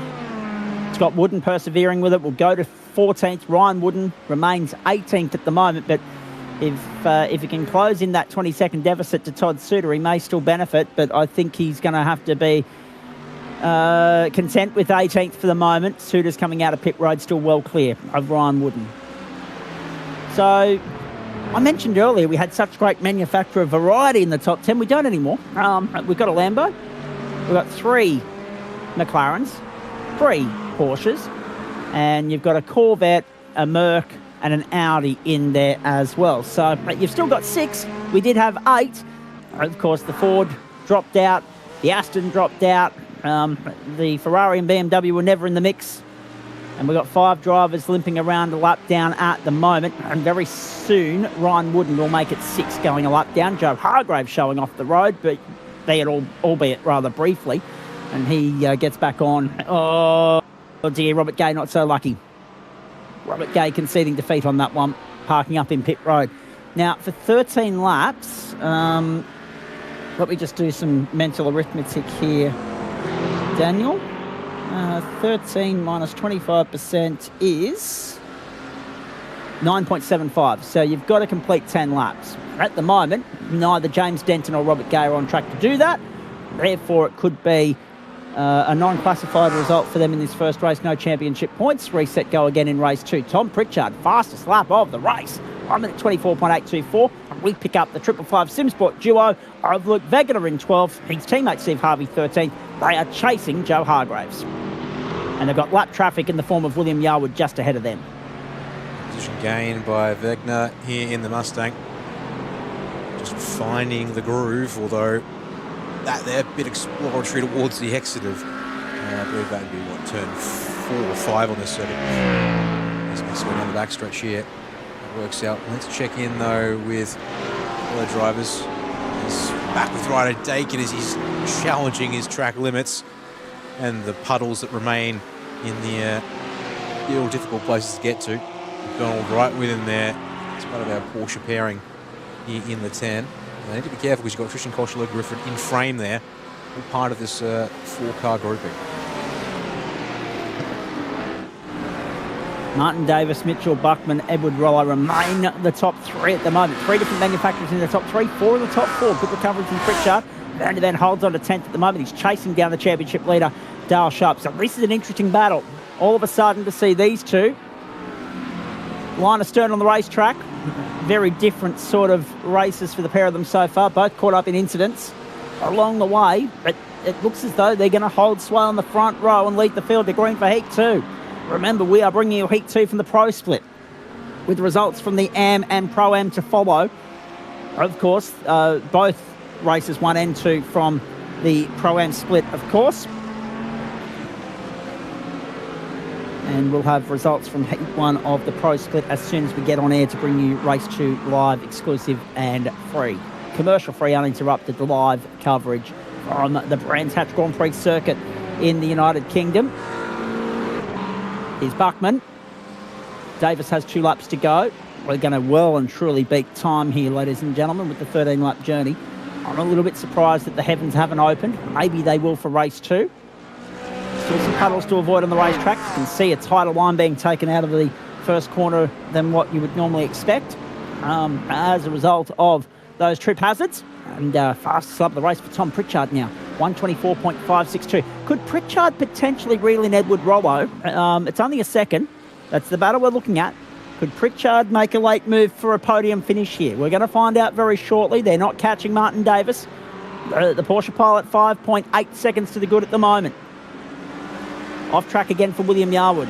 Just not at all happy with how things are going for the Whiskey Business Racing BMW at the moment. And he's behind his teammate Tim Watson now. Pritchard has the fastest lap of the race, Dan. Mm-hmm. He's back in his stride that he had in that opening phase at the front of the field.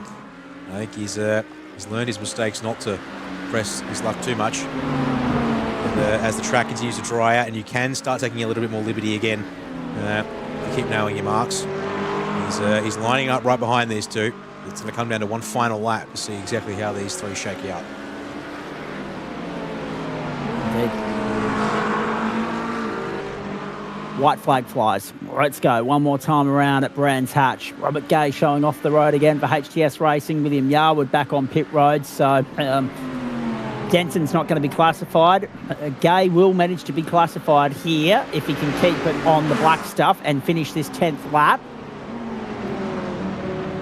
Trouble for Edward Rollo mounting here in the form of pressure from Tommy Pritchard. We're right on board with him at the moment. Robert Gay is just ahead of these guys. A bit of a moving roadblock at the moment, given the fact that he is a lap down, 2 laps down, in fact 3 laps down on Martin Davis. But still, that will be, provided that he finishes that 10th lap, enough for him to be classified here in the opening heat. Oh, trouble. Robert Gay off the road, right on cue. So you don't have to worry about the moving roadblock anymore because he's seen himself out onto the tow rope. And because that tows him to the end of the lap, he should have done enough to be classified, but I won't know for certain until Adam Lavis crunches the numbers at the end of the night. Pritchard has not been able to find a way through here, just illustrating yet again how difficult it is to overtake at this circuit. Buckman and Rollo holding on to second and third. Taken down the inside of McDonald. Griffin there as well. Look at Logan Griffin trying to get down the inside of Alan McDonald on the final lap. Checkered flag is out. Martin Davis is victorious. Scintillating drive from him. Dominant. Second was a photo. Buckman held off Rollo and Pritchard by 0.01, or 0.1 I should say. Pritchard gets the bonus point for the fastest lap of the race. Dakin, McDonald, Griffin is not going to be able to do anything about McDonald, but for him to go 16 spots at Brands Hatch, get your hands out and smash them together for him. That is a magnificent performance from Logan Griffin from 23rd to 7th in the space of 13 laps, and that'll put him 4th on the grid for Heat 2. Tristan Koch has fallen behind Dale Sharp and Mitchell van der Ven on the final lap, and he is going to come to the line as the pole sitter for the invert top 10 in just a few moments' time. Van der Ven will be second, Sharp will be third. So the 2 championship combatants are going to be right there where they want to be, with a clear track ahead of them, albeit except for Tristan Koch, when race 2 gets underway. Carnage aplenty and all of that. William Yarwood ended up on the tow rope at the end. So too Robert Gay. But as I said, with the fact that they were able to complete the 75% distance and get themselves to the line, they should still be classified. Robert Gay on the tow rope, albeit, but yes, at the end of the 10th lap, unfortunately, his pit box is before the control line. That might be the only thing that trips him up if Adam Lavis isn't willing to show discretion or sympathy. But we'll have a look at that a little bit later on. There's the rain for the warm-up. So it looks like they're going to have a wet second heat here, ladies and gentlemen. Let's have a look at the results from race 1. Then we'll bail out of here and go and bring you the pro split. Martin Davis on top, 4.8 in the end. The advantage. A vast array of different manufacturers in that top 10, which was good to see. Mitchell Buckman, Edward Rollo, Tom Pritchard, Ryder Dakin, then Alan McDonald, Logan Griffin, Dale Sharp, then Mitchell Vandervan, first and second of the championship, 8th and 9th on track. Consistency is key here, so at least they were able to bank some points. And Tristan Koch made up the top 10. He'll start the second feature of the night from pole position. Wegener misses out, unfortunately. Harvey, Patton, Hargraves, Cowman, Suter, a few of those ruling what might have been. And a few of them, obviously, not necessarily happy with their tyre choice. The wet weather runners, the three of them, got gobbled up in the end. Watson, Yarwood, Gay all finished a lap down. Denton, non-classified. In fact, everyone outside the top 17 finished a lap down, so that includes Wooden, Foster and Sears, who had good pace early but no luck after that. All right, quick break back. That's race 1 of 2 for the night done from Waste Options GT3. Our first look at the AM split for Term 2 of 2026. We've got another 2 races from them coming up later in the term. You've got another 3 races coming from Trust the British Race to be wet. Yeah, exactly. It's only appropriate. It's nothing ironic about it. It is absolutely on point. We're taking a break. We're coming back. We've got another 3 races to bring you from the Pro-Am split. 1 race from each of the remaining 3 sprint rounds will be centred around the Pro-Am split. But next, we're bringing you Pro Sprint racing for the first time this season as Waste Options Monday Night Motorsport continues for you from Brands Hatch, live across Facebook and YouTube. These are the platforms of the Gentleman Sim Racing Club, with thanks to the great people at Disruptive Labs, Trophy AI, Flash Graphics, merch.tgsrci.com and Waste Options. Stay with us. We're going Pro Split racing. On the other side with the Invert Top 10, the 37-minute feature.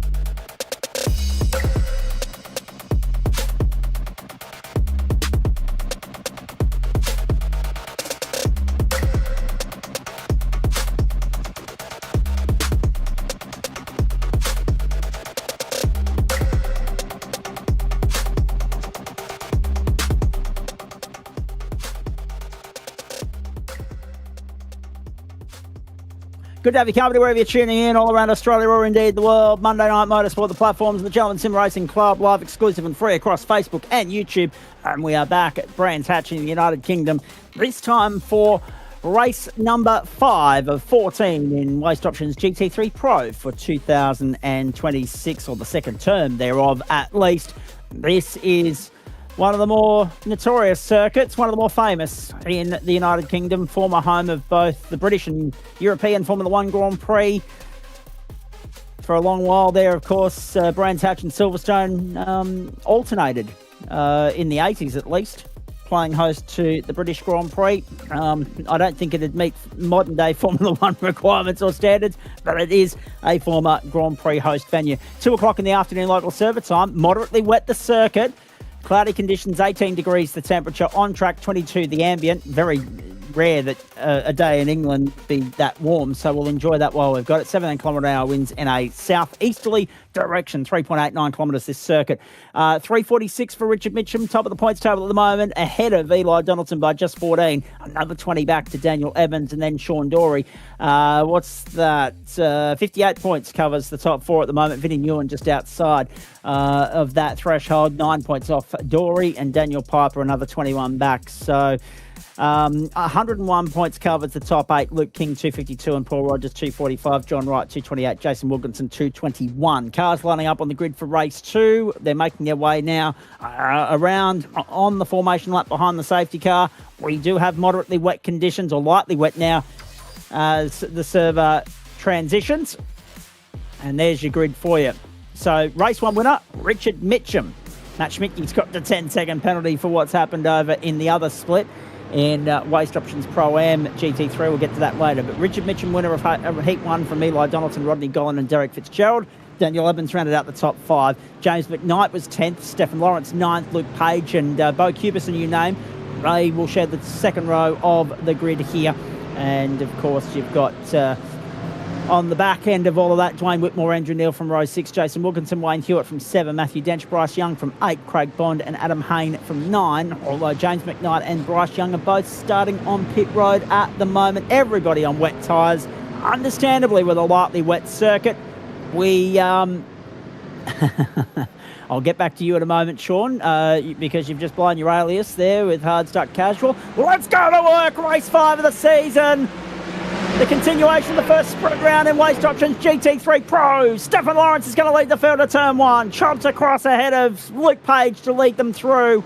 Good to see a couple of Ferraris out there. Very small field compared to what we've seen in Pro-Am and Am so far this term. And have a look at how wet it is. I dare say, Daniel Yeaman, that there won't be a discussion. That was Richard Mitchum getting turned around, but he was able to save it and catch it and continue in 11th. He's dropped a spot early to Adam Hayne, who's up 8 spots already, 2 of which he inherited because, well, actually 3, because Andrew Neil, Bryce Young, Andrew Neil, Wayne Hewitt didn't start. James McKnight, Bryce Young have started from pit lane. Out along the back of the circuit we go.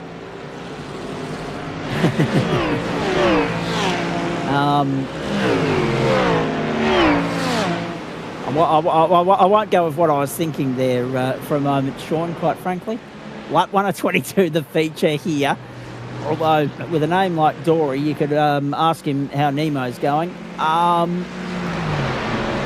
Stefan Lawrence, Bo Cubis, Luke Page, Daniel Edmonds, Eli Donaldson, Rodney Gollan, Luke King, and then Derek Fitzgerald, the top 8 here early on. You've got Aston and Ferrari leading the way. You've got a Merc out there. You've got a Ford in 4th. You've got a Porsche in 6th. You've got 5 different manufacturers in the top 10. And Andrew Neil and the Corvette gave us 6 for the race. But take him out because he's not actually out there at the moment. I'm none the wiser as to whether or not he finished Heat 1, quite frankly. With all of that, you've got 5 manufacturers on track and 6 missing. Have a look at that, 3 wide further back. Eli Donaldson diving to the inside and going to 3rd. Taking with him Daniel Edmonds, if you don't mind. Rodney Gollan's gobbled up Luke Page as well. And there's Luke King down the inside too. This would be so much better series if it was or wasn't, because it is pick and stick. If it wasn't pick and stick, maybe you'd have an argument. But then again, in the name of fairness, we had to clamp down on that a few seasons back. And by a few seasons, I mean calendar years, not 10-week school terms, as we're currently committed to 4 of those a year. Along the back of the circuit, Luke Page there in 7th position. So no representation out there. Let's say Corvette, because Andrew Neil hasn't started the race. No McLarens either. No Acuras. No Aston Martins, no Audis on that grid. So a fairly depleted setup compared to the fact that no BMWs either. So there's your 6 compared to the 10 different manufacturers we had in the AM split earlier. That Stefan Lawrence holds sway at the moment. Firstly, the penalties that you're seeing pop up on your screen there, again, reminding you they are from the Pro-Am split, ladies and gentlemen. But Cubis has moved himself up at a 2nd spot. Eli Donaldson plus 6 early in the piece. Stefan Lawrence is wide. Stefan Lawrence was wide coming into the final corner. That allows Bo Cubis up the inside. I can't believe I'm saying this, but there's a Ferrari at the front of Waste Options GT3 Pro, and it's been a long while between drinks. Wowee! New name in the sun. He bowls it wide at 1. Gathers it up, catches it on the run to turn 2. A Fez on top in the United Kingdom. Wowee! Lawrence and Donaldson and Edmonds, the top 4 at the moment. So the 2 championship combatants are right there. Richard Mitchum left behind in all that, struggling down in 11th at the moment. Matty Dench up 5 spots after finishing 15th in race 1. He's got up into 10th. So, I just need to stay on brand from my previous comments. I'm in too deep now. Yeah, that's exactly right. Thank you. More of Dory's attempted humour later in the season, no doubt, ladies and gentlemen. Down the back straight we go. Save me, Daniel Yeoman. This is hotting up nicely. And right now down the inside of Rodney Gollan is Daniel Edmonds. And Stefan Lawrence, he's trying to get by and unable to do so. But he's wedged between a right sim racing sandwich right now. Yeah, it's kind of looking like the pick on Stefan Lawrence lap here at the moment. Did put himself in that position with the error at the end of the last lap, but then just quite quickly muscled out for 2nd as well. And then for a moment there, I thought Evans was lining him up to have a crack at that spot too, but he's just had his own little moment there towards the end of the lap. It's lost him a bit of momentum, so he's have to try and go again in a moment. We'll wait to see. The other thing, of course, to note here with this one, folks, of course, also pits are coming our way at some point during this race for these drivers. Well, Derek Fitzgerald's already open to that. He's dived to pit lane immediately. So that's an interesting move so early in the piece. But again, when we talk about these feature races and the fact that it's 37 minutes or 22 laps, whichever comes first, normally the numbers are crunched based on dry conditions. The race leader, Bo Cubis, has got around. Donaldson goes through to the lead.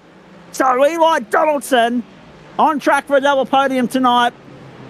Geez, the Merc come to him in the last couple of weeks, there's no doubt about that. He's clearer now of Stefan Lawrence, Daniel Edmonds up into 3rd, and Bo Cubis in 4th. It's a long road back for Richard Mitchum, who currently sits 9th. A part-time gig, I thought that, yeah, I'd say the same about mine, actually. Sean, quite frankly, I just get to incorporate it into play-by-play commentary occasionally. Donaldson, Lawrence, oh, geez, Edmonds. Trying to find a way through. So let's crunch the numbers here, Dan. I think it's important. 1 minute 33 lap time at the moment. So 1 and 2, let's basically round it down to a minute and a half just to make it easier for the mathematically minded. So that's, if we do those numbers, we're looking at 24 laps in 36 minutes, I think I'm right in saying, because 2 times 90 is 180. That's 3 minutes. So 3 times 3 is 9. So 3 times 2 is 6. 4 times 9 is 36. 4 times 6 is 24. So basically, it looks as though the numbers have been crunched based on a wet weather server, which means that we should still squeeze all these laps in, because even with the pit lane transit and that carryover time of 1 minute 33, 1 minute 32, and the time's diminishing because of the fact that the track is drying as we go here, all bodes well to get the 22 laps in. Yes, all right. The maths there. It's not my strong point. I just want everybody to know that. Don't blame me if we don't get there. Well, that just feels like I've been given an easy out if something is up. No, I'll deal with it. The other thing I was trying to get done in between the two races, on the thought that we might actually see some rain tonight, is I've gone and pinched a certain radar, which is I can bring you this live from within the sim. But as you can see here, Zach, it's trending away from the circuit as we speak, unfortunately. So no sign of any more rain to throw things amok, and we can expect this track to dry out for the remainder of this session. And that's the point. I'll be interested to see, mate, and I'm sure you will be as well, if there's anybody out there that's just going to bide their time and play this out to maybe burning the tank completely empty, to weigh up their options as to whether or not it's going to be worth the plunge, the gamble, A, of burning the 20 seconds on pit lane, and B, going. It's lightly wet at the moment. It needs to be very lightly wet before they probably entertain the idea. But you've got to weigh up the pros and cons, right? The 20 seconds that you lose by changing compounds from wet to dry, you've got to make that up somewhere else. Yep, there is also the challenge if you make the switch here on to a set of slicks, if it gets to a possible crossover point, you've then got to warm up your set of slicks, which means it's going to be another lap or two where you're probably not that much faster than a wet tyre runner who stays on their wet tyres. The big thing is, I just don't exactly know what our fuel range is tonight. If the fuel range takes you far enough into the race that there's maybe, I'd say with the 22 lap number, you're probably looking at maybe 15 laps needed. That was twitchy from Lawrence there at the end of the straight, but he gets it pulled up by some minor miracle to keep in front of Evans. I'd say if we can get to about lap 15 and the track keeps drying, and we get, I'd say we need to get very lightly wet in maybe by about lap 10 or 11. A couple laps for these drivers to then dry it some more before these guys even think about having enough time to do a slick tyre switch and then press on to the finish and get back past people who commit to staying on wets to save time in pits.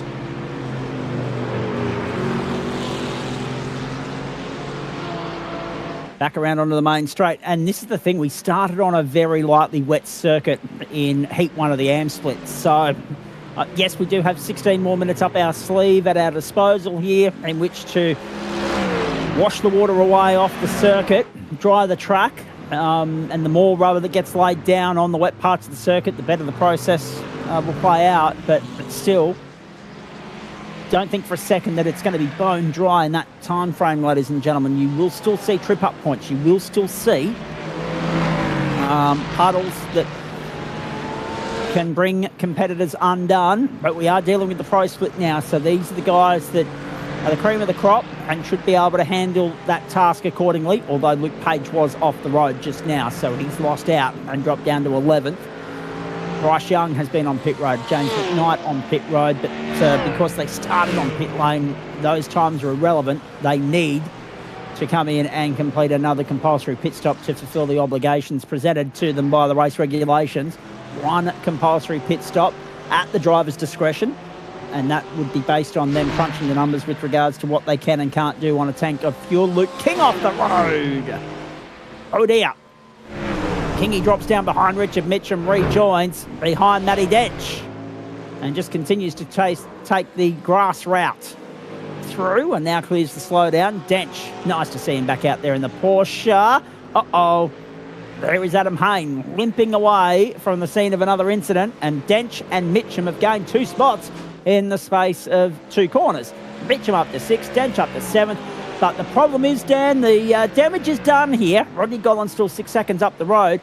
And then the race leaders, 11, 12 seconds up the road. Eli Donaldson, 3 seconds clear of Stefan Lawrence. Would suggest that it's his race to lose, but look at the difficulty in which Daniel Edmonds is having here, trying to clear Stefan Lawrence.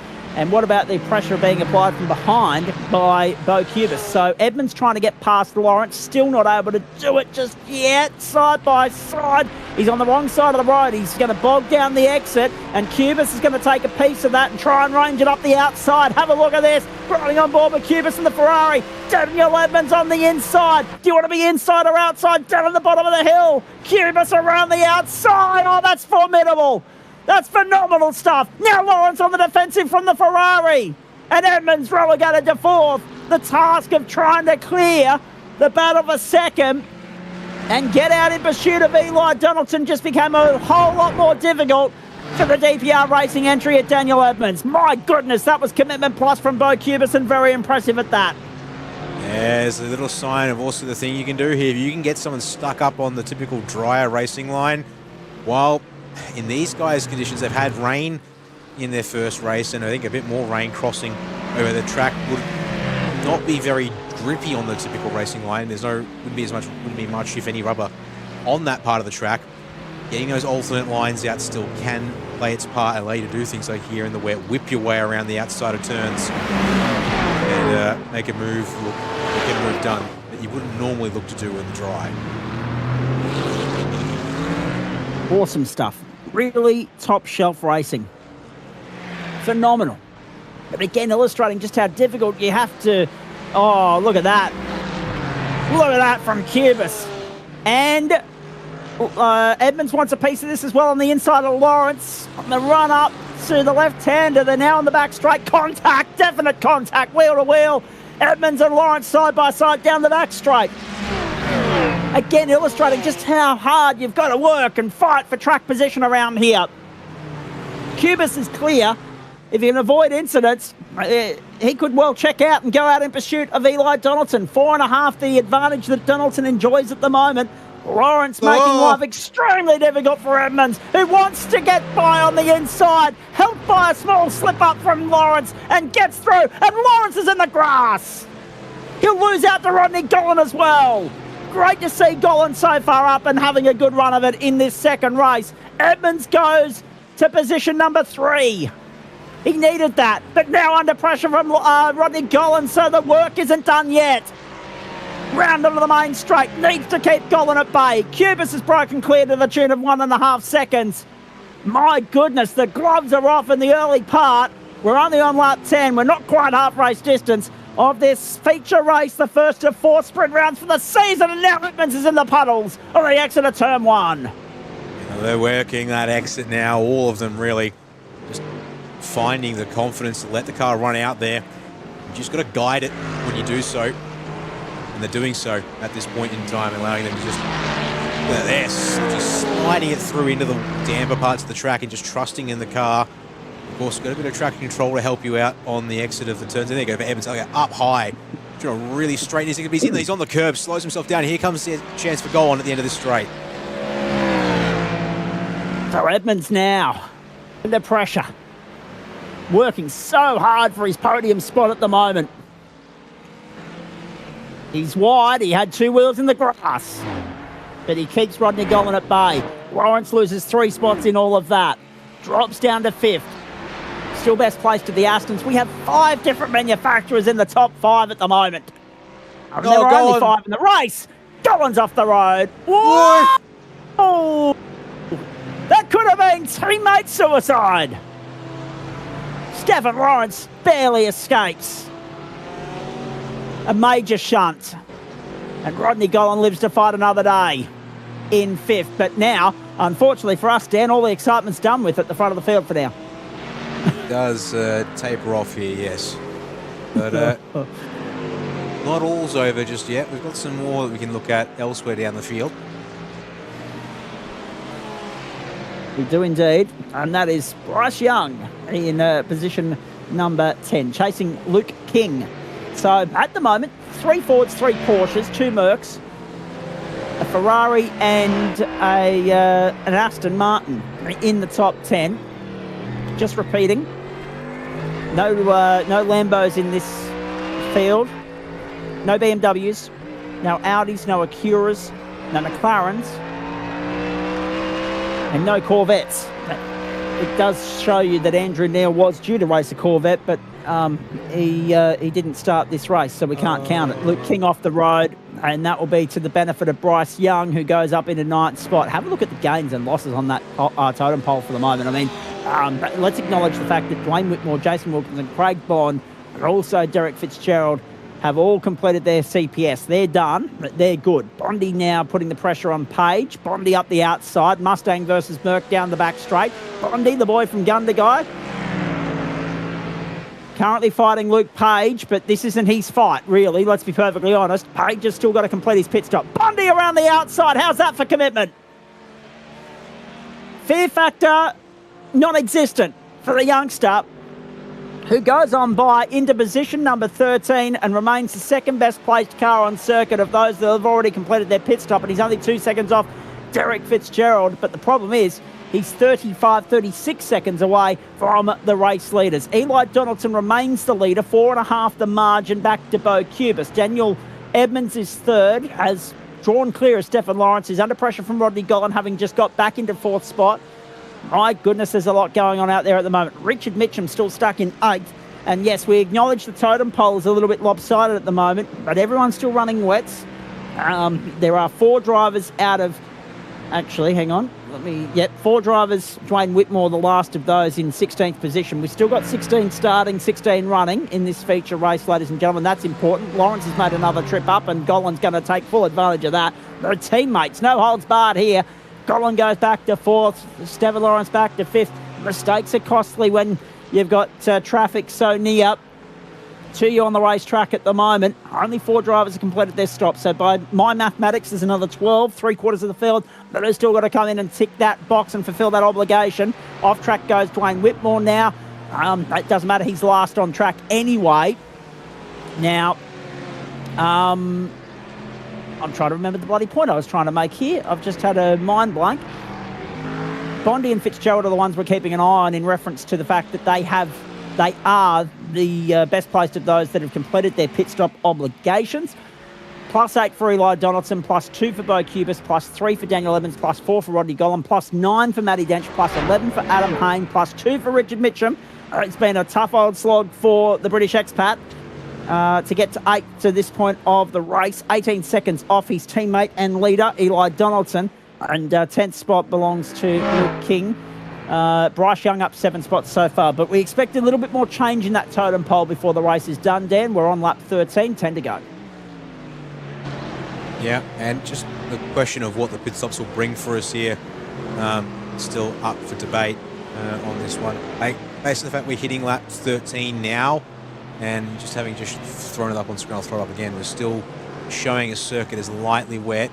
I don't think we're going to be seeing any drivers who will be in a position to make a switch to the slick tyre to try and bring it home on some serious barn burner pace.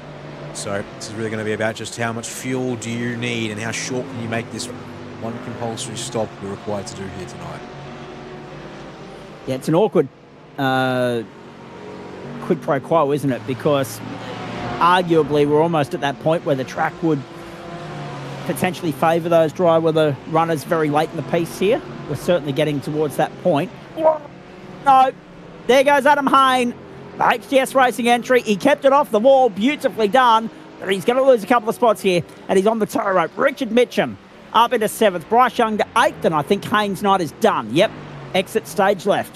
The old rage quit is back on a Monday night. Bo Cubis holding on to 2nd now. He's been caught by Daniel Edmonds. And we're still waiting for most of the field to complete their pit stop. It's now 11 drivers yet to stop because obviously Adam Hayne is out of the race. James McKnight makes it 10 because he comes to pit lane at the end of lap 13.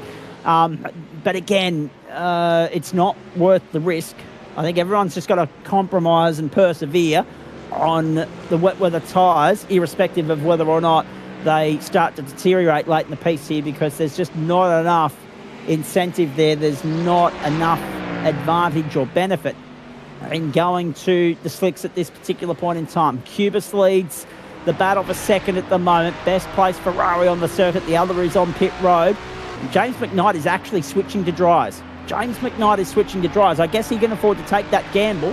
He's so far down the order it doesn't necessarily matter. But for everybody else, if you're in the mix for a podium, that's the last thing you're probably doing. You know, I don't blame him for taking the gambit, but as long as Evans is right behind, if not alongside Cubis now, pardon me, as into the last turn will go. And there you go around the outside where it's still a little less greasy from rubber that may have been set down earlier. Evans gets that slingshot to work again. But just as I was riding there to show the onboard from Cubis' perspective, I don't know if you saw it, Zach, but I can see a dry line forming. It's just whether if that's going to be enough. And I'm still on the fence on that. I think it probably isn't enough to commit to it here this late in the race now. Absolutely. Track how Mr. McKnight's going to see if there's any issues here. Here's McKnight down the hill. Tippy toe speed almost through the right-hander. And keeps it on the black stuff. Stefan Lawrence has completed his pit stop, so too Bryce Young. They rejoin. Fitzgerald and Bond have come out behind Stefan Lawrence. Bondy, a good 10 seconds actually behind... oh no, there it is. There it is for McKnight. He caught the ripple strip and it's put him off the road.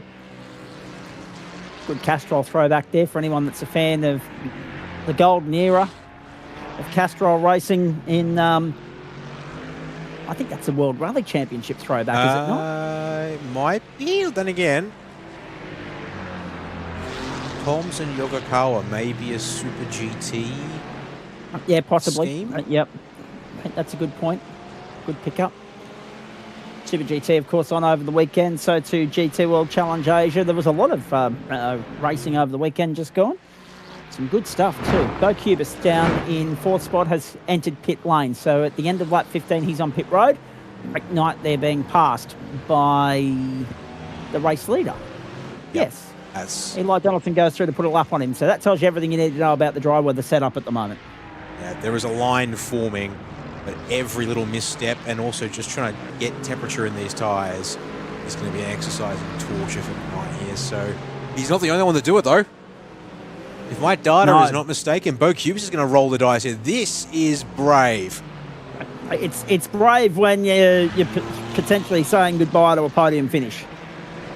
That's what's at stake here. He's potentially kissing a podium finish goodbye with that move. He rejoins in ninth. He's behind Derek Fitzgerald and Stefan Lawrence, who have both pitted ahead of him. Is the GT3 not a pick and stick series? That is Sean Dory's fault. He's thrown that bait out there. It is a pick and stick series. Craig Bond now under pressure. Wow, Cubis around in front of us. Yep, Cubis on the dries. The gamble has not paid off.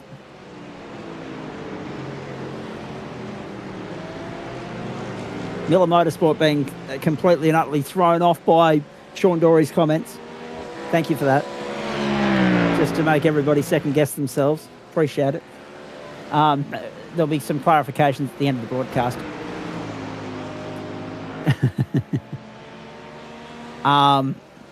Bondi still holds on to 10th, benefiting greatly from the fact that Cubis bolted off the road there on his outlap.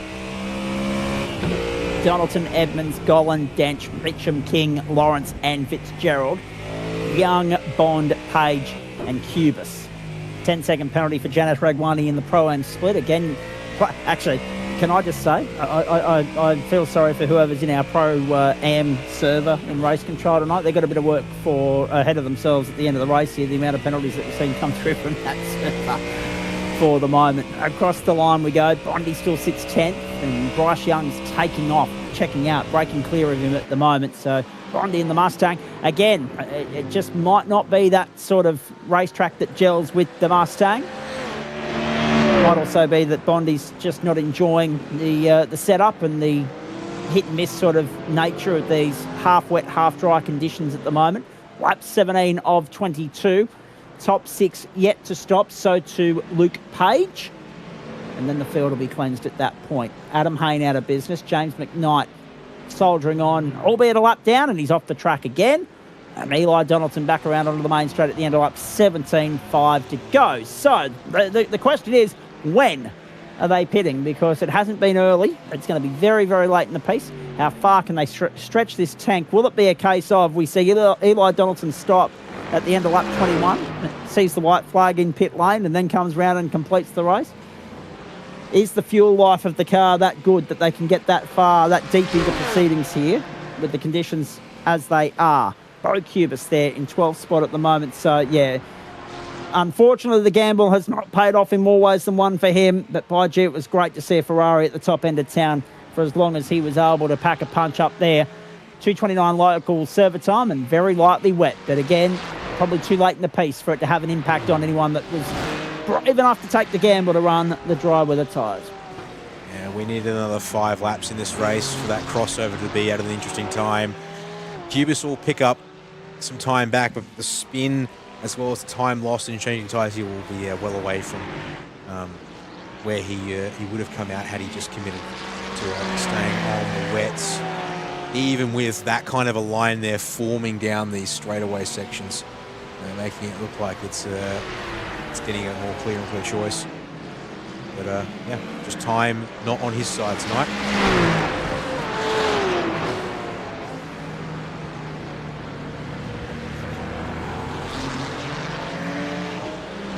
Still slower than the race leaders as well, just as an aside in that last lap. Yeah, 135.672 last time around. In comes Daniel Edmonds. Eli Donaldson, 4 laps to go. He crosses the line to start his 19th lap of the stint. Rodney Gollan takes second for the moment. Look who's third. Look who's third. Denchi has got himself over to third spot for the moment, but again, a pit stop to come, so that will curve that somewhat. But again, it could well be a case of don't have to worry about too much fuel at the stop. That might save him some time. Daniel Edmonds, 6.03 seconds on the Jackson. Back out again. Richard Mitchum in 5th spot at the moment. He enters pit lane. A case of what might have been, for him, the race 1 winner. It just hasn't gone to plan in this second heat. But again, it's a race. It's a championship that's won over 14 races, not one. And I guess the saving grace there for him. Oh, hang on. James McKnight has picked up a slowdown penalty and a drive-through penalty for incident points. How's my teammate Whitmore going? I can see the overlay, but I want you to talk him up. Okay, so Dwayne's sitting down in 14th spot at the moment. There he is on screen for Wild Ride Motorsport.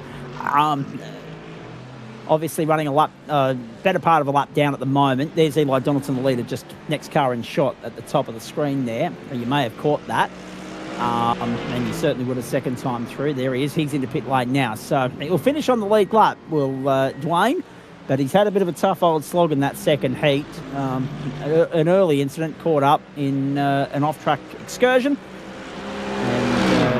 But I guess the saving grace is that he's going to finish ahead of Adam Hayne and ahead of James McKnight. So it hasn't been all bad. Could have been worse, could have been better.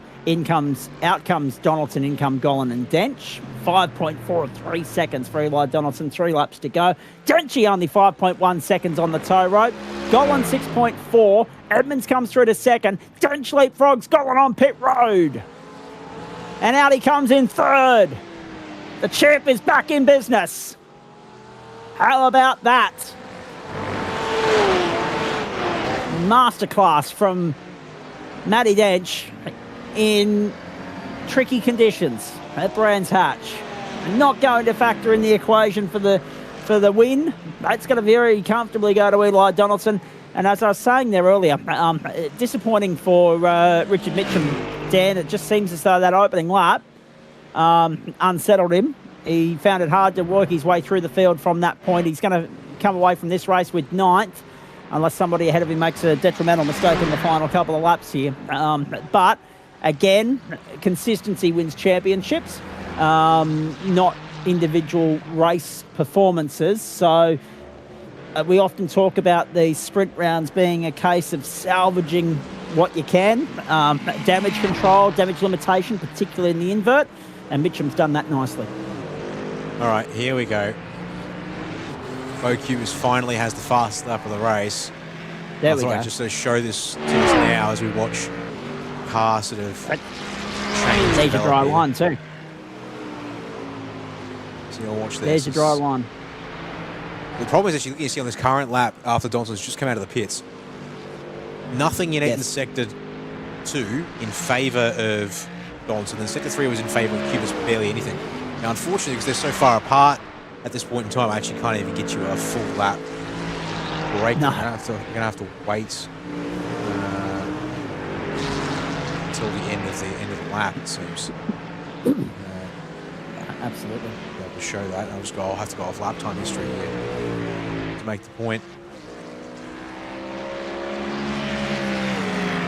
We are absolutely finishing ahead of time on this one too, ladies and gentlemen. Lap 22 is the next one by, so we're going to finish about 3 minutes ahead of schedule here. Eli Donaldson holds the lead. Cubis has gone through to 10th, importantly. Just got by Luke King on your screen there. Safe for drives in the Pro-Am server from Thorn Leggett at lap 14 in the feature, and more cars on the road. Thank you, mate. Appreciate the intel from the Pro-Am server. We've been getting all the penalties being sent through to us. I don't envy Race Control. They've got a long night ahead of them there from the Pro-Am split, based on the fact that they have committed to some post-race investigations. But they're used to that at this time of the season, it would seem, based on what we've seen in the last couple of weeks. Through we go. Final laps. Bryce Young under pressure from Bondi. Bondi looking for 7th. White flag in the air for Eli Donaldson. Let's go. One more time around. We're going to finish this one 3.5 minutes short of the 37-minute marker, ladies and gentlemen. We possibly could have gone an extra 2 laps. I'm not mad, though. It'll get us out of here potentially a couple of minutes earlier tonight. I was only documenting to Dan Yeaman a short while ago whilst we were off air between the two races. But I've got a little bit of catch-up to do once this race is done. Home and away, celebrity intervention, the floor, and have you been paying attention? Big night on the couch coming up once we're done here. So, here we go. White flag in the air. Bryce Young fending off Bondi. Porsche versus Mustang for 7th. Closest battle on the racetrack. Final lap around at the Brands Hatch circuit. Cubis up into 10th spot, 128.113. You know, that is exceptionally quick. Astonishingly quick. You know what, Zach? If these two right here get too dicey, they just lost 5 seconds to Cubis. Yeah. And let me get and Richard Mitchum's in trouble as well. Let me get you the Mitchum's gap. only 1.5 seconds up the road. So the gap between these two and Cubis is 2.5 seconds, if that. 3.1 here from Bryce. Right now. Down the back straight, final time. Whoa, look at the defence work. Defence? There's Cubis. And Mitchum as well. Listen, I'm not sure it's necessarily defensive, or just they're seeking any kind of water in the space. There you go, look at Cubis, straight past Mitchum in the background. As though he's standing still. So Cubis is on the tear, on the run home. Checkered flag is out. Eli Donaldson, your victor at Brands Hatch. Another race win in Waste Options GT3 Pro for the Vermilion Esport #1. Nicely done. Second for Daniel Edmonds. Third for Denchi. Held off Golan by 0.77 of a second. Here comes Stephen Lawrence for 5th. Derek Fitzgerald, Bryce Young, Bondi. Who's going to get the better of that? It's going to be Young. Watch out for Bondi Cubis. might lose out. Cubis is going to pit Bondi at the post. Cubis gets by on the inside for 8th. Bondi has to settle for 9th. I'm not going to say the gamble paid off, but he will get the bonus point for the fastest lap of the race. 1:27.419. If it had been a 1 hour race, you're probably backing him in, but it wasn't, so you can't. My goodness. You just needed, I reckon, honestly, if this race was 25 laps even, and just the fact that it would have changed the calculus even. Like, it doesn't need to be a super long race, I think, to be honest, to make a difference on that one there tonight. As I just look to pick up our last couple of drives finishing. And you know, the ifs, buts and maybes of all of that, Dan, as well. You could also argue if the race started 10 minutes later in server time, et cetera, et cetera, et cetera. The variables. It's a very long bow, but if we had another 5 or 6 cars entered tonight.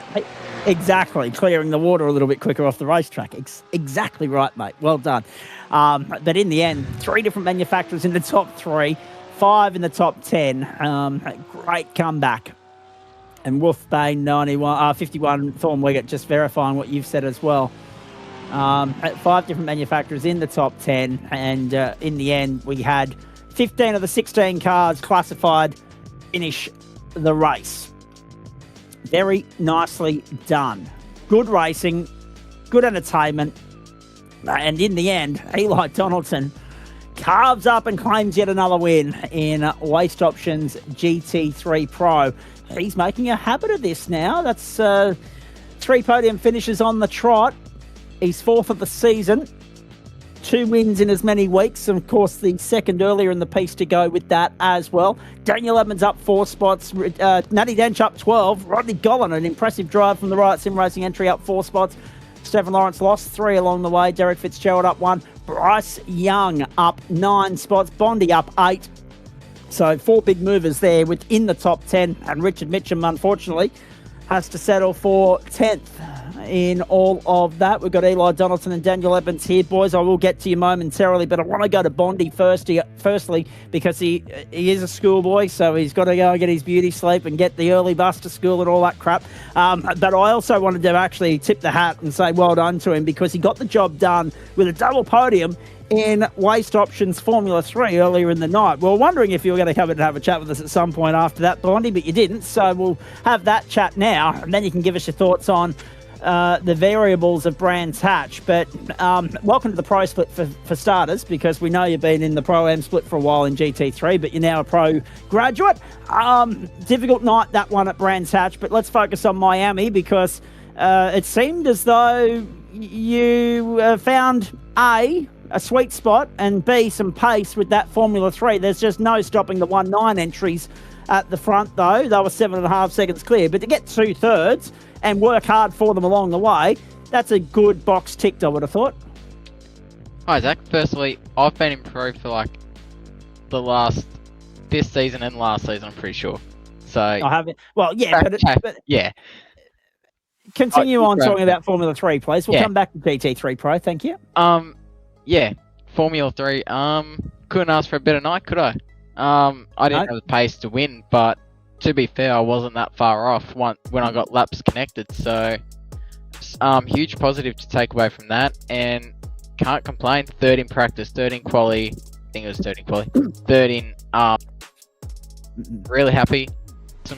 Had some great battles as well in race 2, which was heaps of fun, especially in an open wheel car where you can't rub doors like you can in a GT3. So still great to have hard racing like we did in that. And interesting too, because the Miami circuit's been a tough sell for so many, but when you get racing like that, hopefully it entices more people to come and have a play around there, because when you get the right car and the right cohort on the circuit, you do get a pretty good show. And you had to work bloody hard for those 3rd places, I might add. Yeah, especially in race 2. I had to fight real hard for it. But right to the end, yep. Yeah, Miami, I bought it knowing I'm going to have to one day get it. I'm like, it's not going to be a great track, etc., etc. And then lately, the last couple races we've done there in GSRC, it's actually shocked me how well the track is to race on. So I'm really pleased, and I really enjoy that circuit now. Maybe because I'm not racing around there with you, Zach, but we can argue that point. True. He's making another PlayStation 5 Formula 124 reference, ladies and gentlemen. There you go. I'll get square later on. Hey, let's talk about a couple of other things, though. Hard to go from from an open wheel straight into a tin top, and then they throw the weather at you as well. Race 1 obviously didn't go to plan, but a good fight back in race 2. Unfortunately, pipped for 8th at the end there. The Mustang just, it wasn't the best car for everybody to have out there tonight. Daniel Evans managed to salvage a result out of it, but you weren't able to.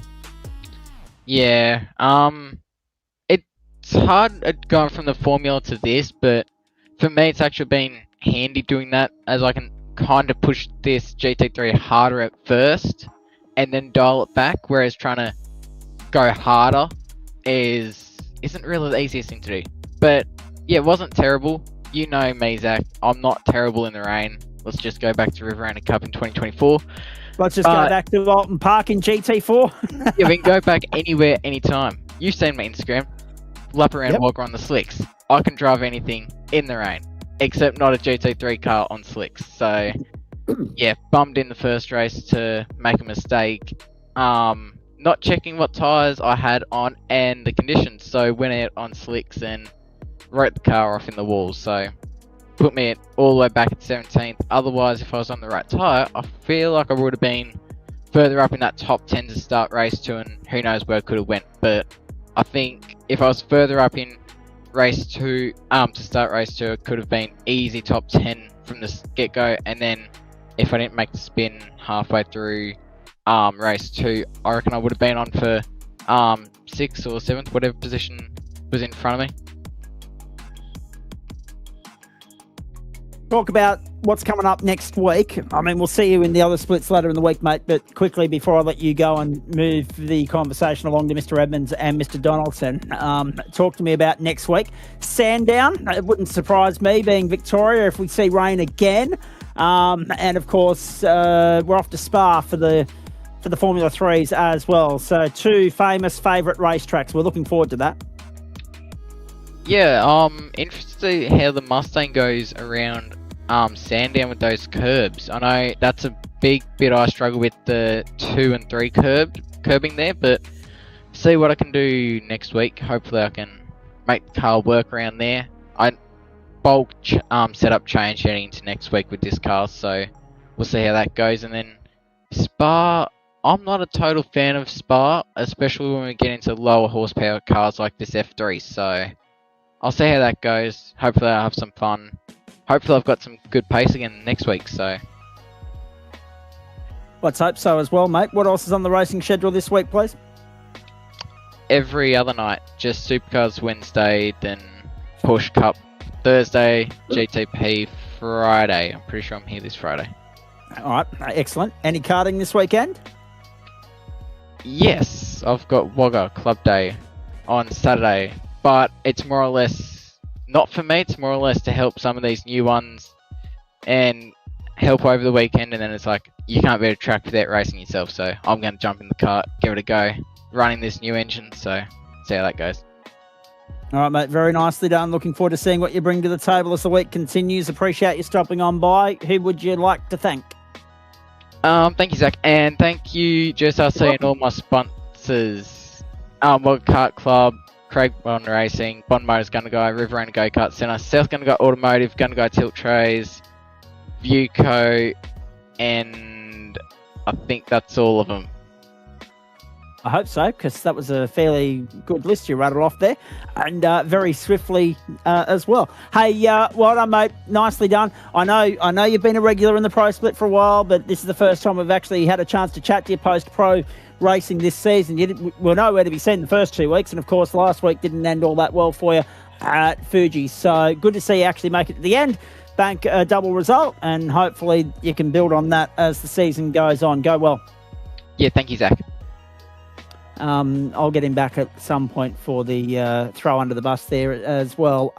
Sandown next, then Sebring, then Magny Core for sprint for a 60-minute race. Sprint racing from St. Petersburg in the Red Bull Ring, and then off to the Circuit de la Sarthe to wrap things up.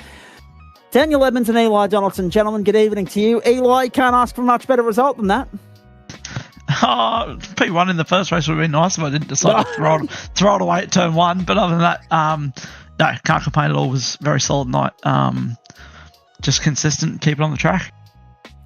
And slowly but surely, not only are you warming to the Merc, but the Merc is in the prime spot at the moment. It is the car to beat right now.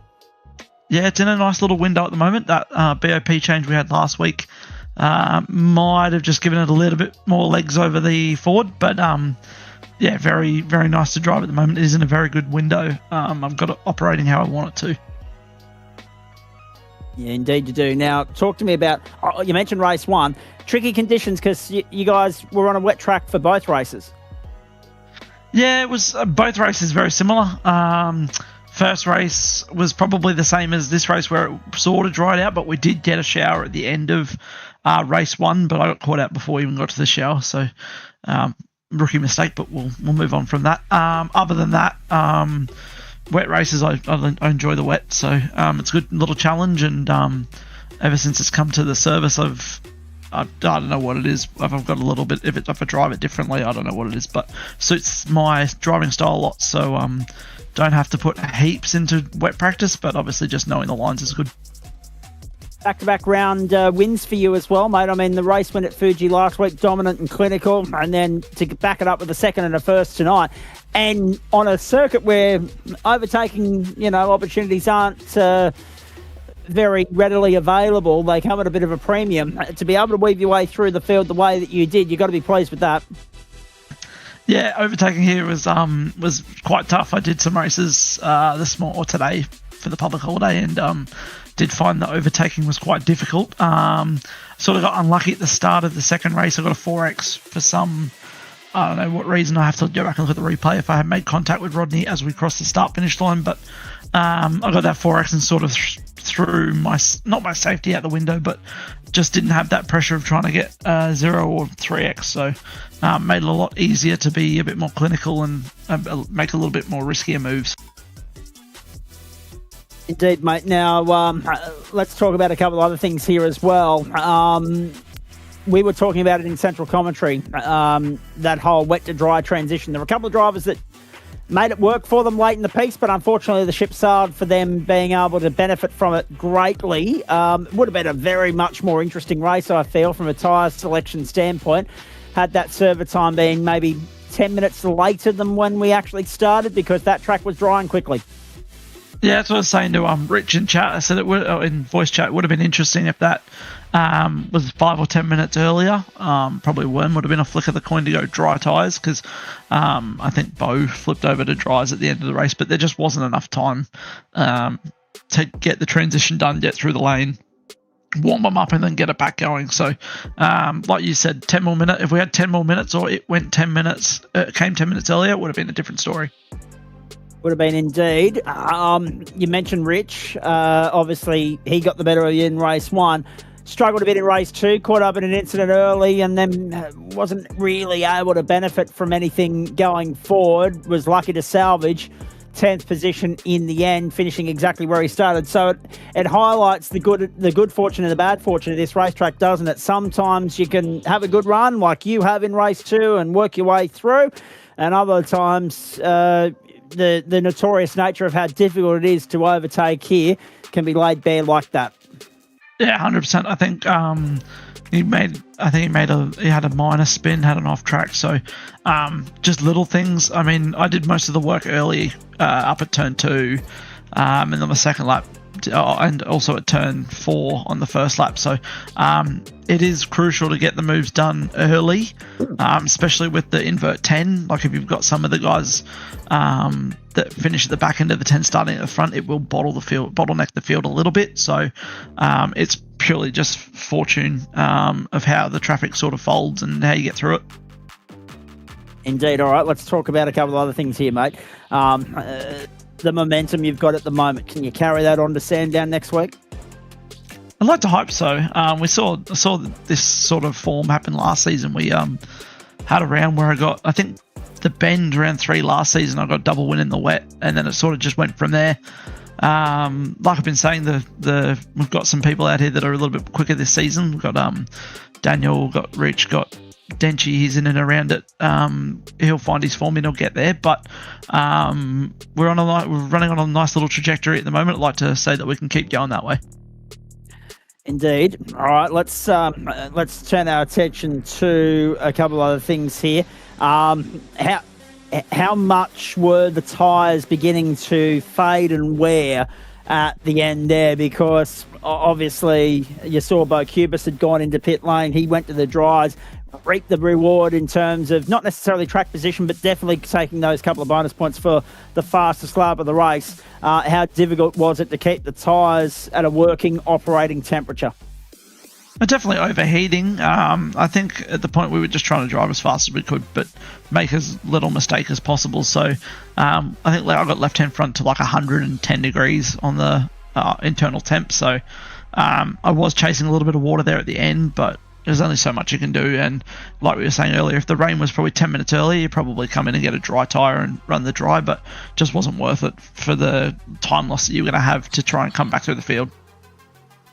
Well, that's exactly right, mate. Hey, great to catch up with you. Well done. Magnificent performance tonight. Again, we didn't get to watch you guys turn wheels in anger in race 1 there, but second and first, to be able to make the invert work from 9th to your advantage bodes well. A lot of momentum in your grasp at the moment.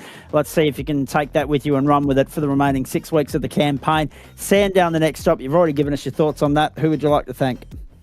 Just like to thank everyone at Vermilion Racing or Vermilion Esports, Hymo, and all the guys that put this show together. Appreciate everything that gets done for us. So I appreciate everything. Very nicely done, mate. Great to see you. Great to have a chat with you post-race. Great to watch you turn wheels in anger out there tonight and bank a very strong result. Going to be well worth keeping an eye on the number 1 Vermilion Esports entry as the season rolls on in pursuit of back-to-back championships. If you weren't already a name that was in the mix and in the discussion, you certainly are now. Well done. The Merc doing great things, and so are you. Go well for the rest of the week. We'll see you next Monday night. Thanks, guys. And Daniel Evans is here as well. Oh, geez, look at this, Dan Yeaman. We're going to get another early mark. We've got a bit of paperwork and a bit of housekeeping to get through at the end, ladies and gentlemen, because, well, no bastard wants to come and talk to us at the moment. But we will bring you the results from the AM split, the Pro-Am split, and, of course, bring you as much information, up-to-date information with regards to championship standings as we can before we sign off tonight. So stay with us, plenty to come once we're done with Daniel Evans here, who joins us now from the DPR Racing stable. Well done, mate. Nice, solid effort in that second race. And, I mean, again, paint the picture for me as to how race 1 played out, because it looked as though Eli Donaldson had the better run-of-the-mill there as far as the overall picture was concerned, both races 1 and 2. Good fight back from you, though. Probably not the result you would have been hoping for in race 1. And it was clear that the Mustang wasn't necessarily the best or most preferred car for this circuit. But you made it work and snagged the podium. Well done. Thank you. I was backwards at the end of lap 1 in the gravel trap in 14th. So to get 5th was pretty surprising. Had a bit of luck. Some people didn't know what tyres to choose and didn't want to start the race. And then people put the wrong tyres on. So that helped a little bit, and then the pace was okay for a Mustang. Like it's pretty hard at the moment. We're a long way off where we need to be. But yeah, managed to get through the 5th and then just stayed at the front in race 2. Didn't really have the pace, especially when it was really wet at the start. It was a bit better as it dried out a little bit. Sort of able to. So once I got clear of the Aston Martin, I was all right. Could sort of run with the guys, but they were gone by then. So just tried to go as quick as I can, and yeah, managed to get second, which was lucky. I almost did the same thing with slicks, but I was lucky I had a car in front of me that was on slicks and struggling a lot, so I changed my strategy on the fly, and yeah, managed to get P2 in the end. So not too bad, but we're a long way off. How difficult is that when you've got a car in front of you and you're trying to analyse what they're doing and also just focusing on hitting your own markers? Not easy. I mean, last week I didn't know how to take a pit entry, so it's a little bit difficult at the moment for me. I've got to try and concentrate extra hard so I don't make some silly mistakes like that again. But no, it was lucky because they were close enough that I could see the car as well as see the timing. So it made my decision pretty easy, but I was very close to going to slicks. I thought it was, when I saw the dry line forming, I thought it was going to be dry quite quickly, and then quite a tough decision to make. But yeah, it just didn't seem to switch on for the slicks for whatever reason. I drove in some conditions like this in practice, and yeah, I thought they would switch on quicker, but they didn't, and I'm glad that I stuck to the wets, and yeah, that was my race. The other point as well, mate, let's talk about last week. Disappointing, obviously, but what a way to bounce back from that.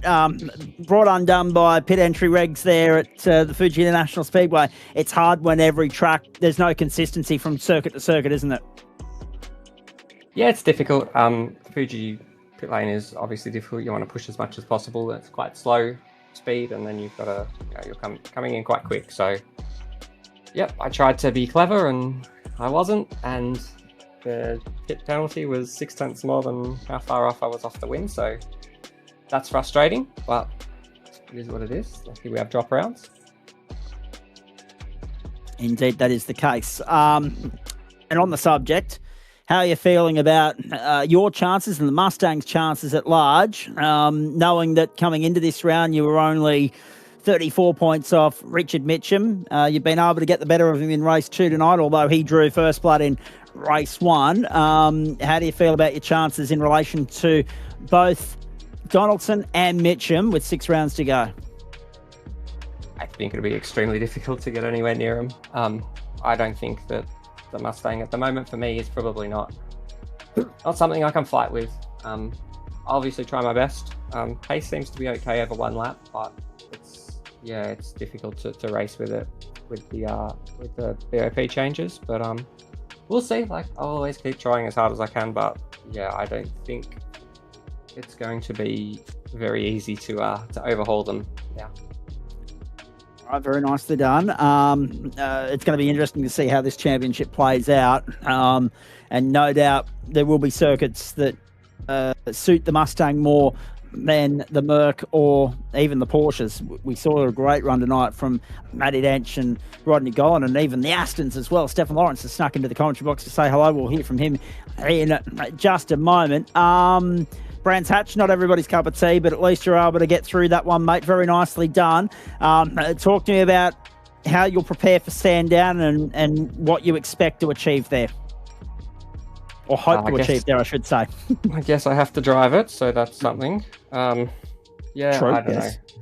I don't know. I was okay there last season that I did the full season in the Aston. Aston struggled a bit there that season, but yeah, I think it'll be interesting to see how we go with the changes to the Mustang. I don't think it'll be quite as strong as what it was last time it was there, but yeah, I can just try my best, and I've got a reasonable little setup plan that I've been working with recently the last few weeks, and it seems to be fast. It's just some mistakes on my end, not executing as well as I should be, maybe costing a little bit, but we keep pushing. Indeed we do. What does the rest of the week look like for you, Daniel, in terms of your sim racing? That's a good question. I'm not too sure. Probably some testing at Sandown. I don't know. Probably not too much else, to be honest. I haven't been driving a massive amount lately. I've been a little bit busy for reasons, but yeah, we'll see what happens as the week goes on. All right, mate. Very nicely done. Hey, congratulations. Looking forward to seeing what you bring to the table when we get to Sandown, mate. The Mustang on the podium, as we say, possibly not the strongest car to have at this circuit, but you made it work, and that's what matters at the end of the day. We talk about damage limitation in this championship. Great recovery in race 1 and a solid finish in race 2. Who would you like to thank? Yeah, it was not too bad in the end, I guess you could say. Just like to thank everyone at Staff, High Performance Media, Lamprey Transport, DPR Docs, and my special secret doc creator that's doing a great job. So thanks to him. Very nicely done. Just getting reports through too, by the way, that Iran are claiming to have struck a US warship nearing the Strait of Hormuz. So if you thought there was a ceasefire or a potential end to all the drama and all the rubbish that has been a consequence of what's going on in the ego battle between Trump and the rest of the world, potentially think again, ladies and gentlemen, but more on that on your respective news services around Australia first thing tomorrow morning, I'm sure. Eli Donaldson, thank you. Daniel Edmonds, thank you. And also Craig Bond, thank you. Last but certainly not least, Stefan Lawrence, the sole Aston flyer out there tonight. let's bring you into the conversation, mate. Good evening. Good to have you here. Got fifth in the end. Mate, the guys work hard to find their way past you, though. Couple of slip-ups, but still, solid result. Well done. Yeah, not bad. I accidentally selected the wrong car. I was meant to be in the Merc. But look, it is what it is. Been busy the last couple of weeks, so it was a bit hard to try and find a bit of time to. Obviously, I've been trying to do the 86s, and then after obviously the 4s aren't around, it's a little. I'm just trying to figure out what car. Like, I love the Mustang, and they've just in my opinion, they've just destroyed it. So I've lost my baby, No, it was alright. I was just struggling. I just ran out of talent, and I had none anyway. I just ran out of talent.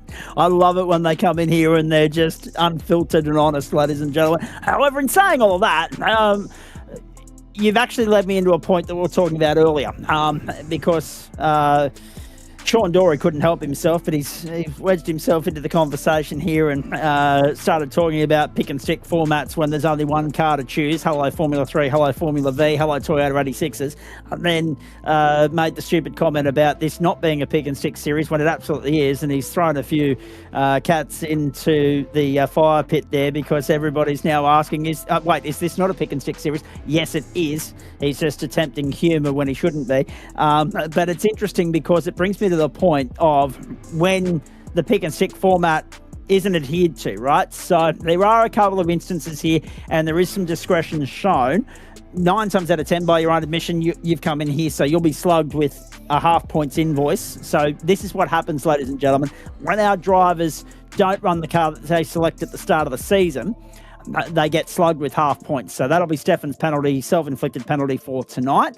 And then he'll be back in the car of choice next week and get the full complement when we get to Sandown. And hopefully he can take some strong points away from that. But also, Daniel Yeaman, and we've seen it exercised a couple of times already this season, there is something in the background within all the documentation that we have here with regards to series regulations and the like, that does give Adam Lavis, as the series organiser, the discretion to permit any driver who wants to make a change early in the season to a car of preference. They can take half points from the old car for any rounds in which they ran that, and then inherit full points from there on in the new car. Classic Exhibit A in terms of this series and this season. M. Dench, Lambo a few weeks back, DNF, instantly puts himself in the Porsche and is starting to bag a good result. I'll say, Zach, this is my first race this season, so I'm well, you'll be all right then. You'll be all right then. It was my first one, so I pressed the wrong car, but yeah, whooped. Oh, well. However, let me come back and tidy that up for you in a moment. Dan, your thoughts on that? Yeah, I mean, end of the day, we don't get, thankfully, too many mid-season BOP tweaks that can upend a class radically, although certainly changes to try and refine things is not completely unheard of. And so, yeah, the fact that whilst we would love to have drivers pick and stick, they're picking and sticking based on what the state of things are when they join the season. And so if things change after that fact, the ability to, whilst take a hit, but nevertheless make a car switch and get on with it when these times come around, I think is sort of the best balance between what we want to see with the series and getting drivers to actually treat it like a real like a championship where you're not got money, just throw it a bajillion different GT3 cars based on what's going to be the fastest one, and you've got to find something that works for you across the season of tracks. Indeed you do. So, on that subject, so what that essentially means for you, young Stefan, is you've got a choice to make, I guess. If you do want to go back to what you were going to initially intend to run tonight, the Merc, you'll still get half points tonight anyway, but then you'll be able to take your full complement with you from next week. So, but that leads me actually to a more pressing question. Where have you been for the first 3 weeks? Or is it because Queensland's currently on the back end of a long weekend that allowed you to jump into GT3 tonight? No, obviously just work. Been very busy, and I probably told you last season, but the lady is pregnant, and the child will be due probably towards the end of the season. So there was probably no commitment into putting into a season because I obviously would have to stop. She didn't say stop racing in general. I'm trying to not make her sound bad on the broadcast. But obviously, yeah, less time and a lot of time I don't have. But no, I've just got to, like I said last season, I got to pull my finger out and actually start doing some laps and stuff. And didn't know it was going to rain. I just jumped in the session and here we are. So. But no, it is what it is. I'll probably think about it, but I'll probably just stick with the Aston. I've pressed it. It is what it is. It feels balanced. I seem to like the front engine cars in the GT3s. I struggle with the rears on the rear engines and mids. So I don't know. We'll just see how we go. I might just stick with it. That first part of his answer there, I'm not trying to make the missus sound bad on air. That was Stefan's way of also saying, I'm trying not to dig my own grave on air here as well. In saying that, it's going to be interesting times for you guys. Obviously, very exciting times, mate, and we wish you all the very best with that. But it is going to mean that time is even more of the essence than it already is.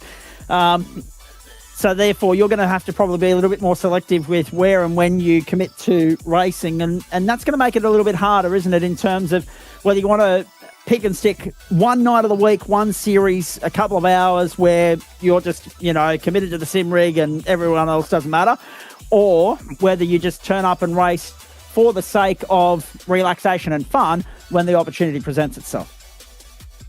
Yeah, no, exactly. I usually always tell her I'm racing Mondays, I'm racing Wednesdays. That's it, and then usually it changes halfway through. But it's good. It is what it is. I'll probably just stick with the 3s and the 86s. And that's probably me. I'm happy with that. And on that subject, mate, if you don't get the chance to commit to a season proper, that I guess comes with a little bit less expectation, a little bit less pressure, whether it be team imposed, self-imposed, whatever the case may be. But you put more investment into it, don't you, when you're committed to the whole campaign? As we saw with your GT4 success last term, and we love watching that, it means more when you're all in on it, whereas you get the opportunity to turn up and only worry about the individual result on the night rather than the implications it has on the overall picture. So there's different, thresholds and different amounts of pressure applied to your situation, whether you're committed to a 10-week campaign or just turning up for a solid one-night hit-out, one-off sort of scenario. Yeah, no, I understand. Yeah, it was more the fact is because we dropped the 4s. It was more trying to figure out what I wanted to race, obviously in Gentleman Sim, and what did I feel like I could do at least half decent in. But yeah, like you said, and then obviously life got busy, missed a couple of rounds, and so I just basically just want to go in and try and put the car up there. Like I always try and say top 10. That's me, depending on obviously who's in the races with all these very high fast people. And so I always try and just make sure that in top 10, try and keep it on the road. The first race I didn't. I decided to do 5 360s, heaps of spin outs. I think that was a drift car on the first race. But obviously I didn't even know it was raining. I just jumped on when Scene Rod was on, and I was like, I'll do the 3s. I've got some time, and but it was good. Let me come back to the Aston in just a moment, but you mentioned being committed to turning up and trying your hand at the Toyotas as well. How are you finding that? Oh man, they are fun. I think the first round I did was VIR.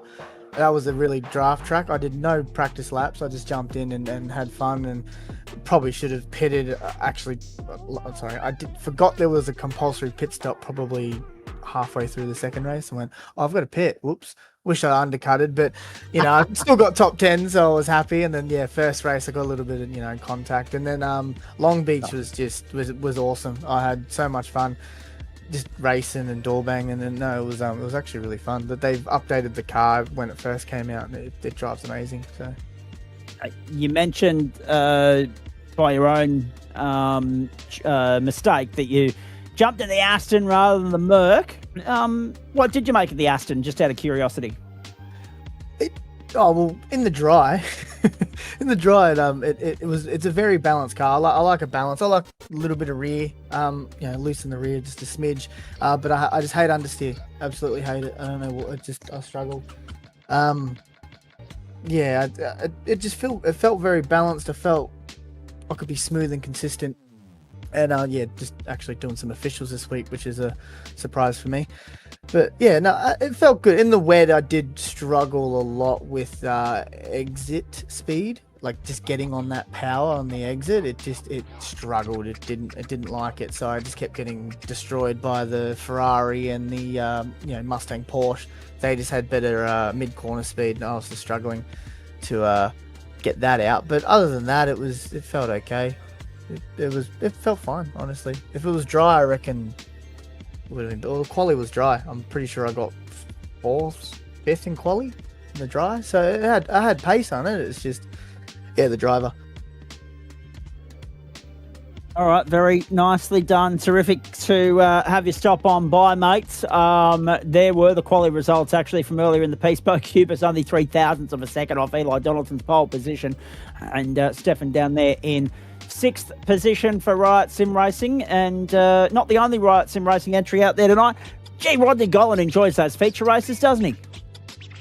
He enjoys the wet. That's what he's telling me. He loves the wet. The whole race I just kept calling him a sandbagger. The whole race, mate, you sandbagging. But no, he loves it. He loves the wet. He loves that Porsche, and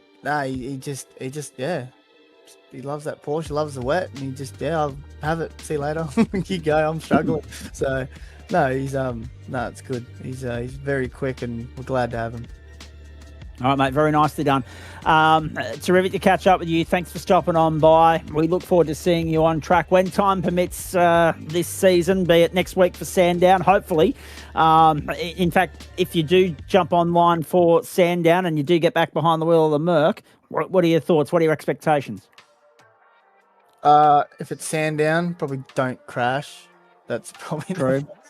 I don't know. Honestly, depending on obviously how many drivers we get, in the session, I always try and aim for a top 10. That's just, I'm happy with the top 10, top 5, as long as I'm up there and I don't make any, silly or stupid mistakes, and have a good race. If I do, look, I shrug my shoulders. It is what it is. Like, we had some tangles this race, a bit of door banging, and I got sent off a bit. I was like, oh well, look, it is what it is. It's wet. It happens. I'm not stressing about it. So, we'll see how we go next week. And 40 minutes around Coda and the Toyota 86s to look forward to on Wednesday night as well, mate. Oh, is it Coda? Oh, yeah, man. Coda West, not the full circuit, just the West. Oh, good. I was about to fall asleep behind the wheel.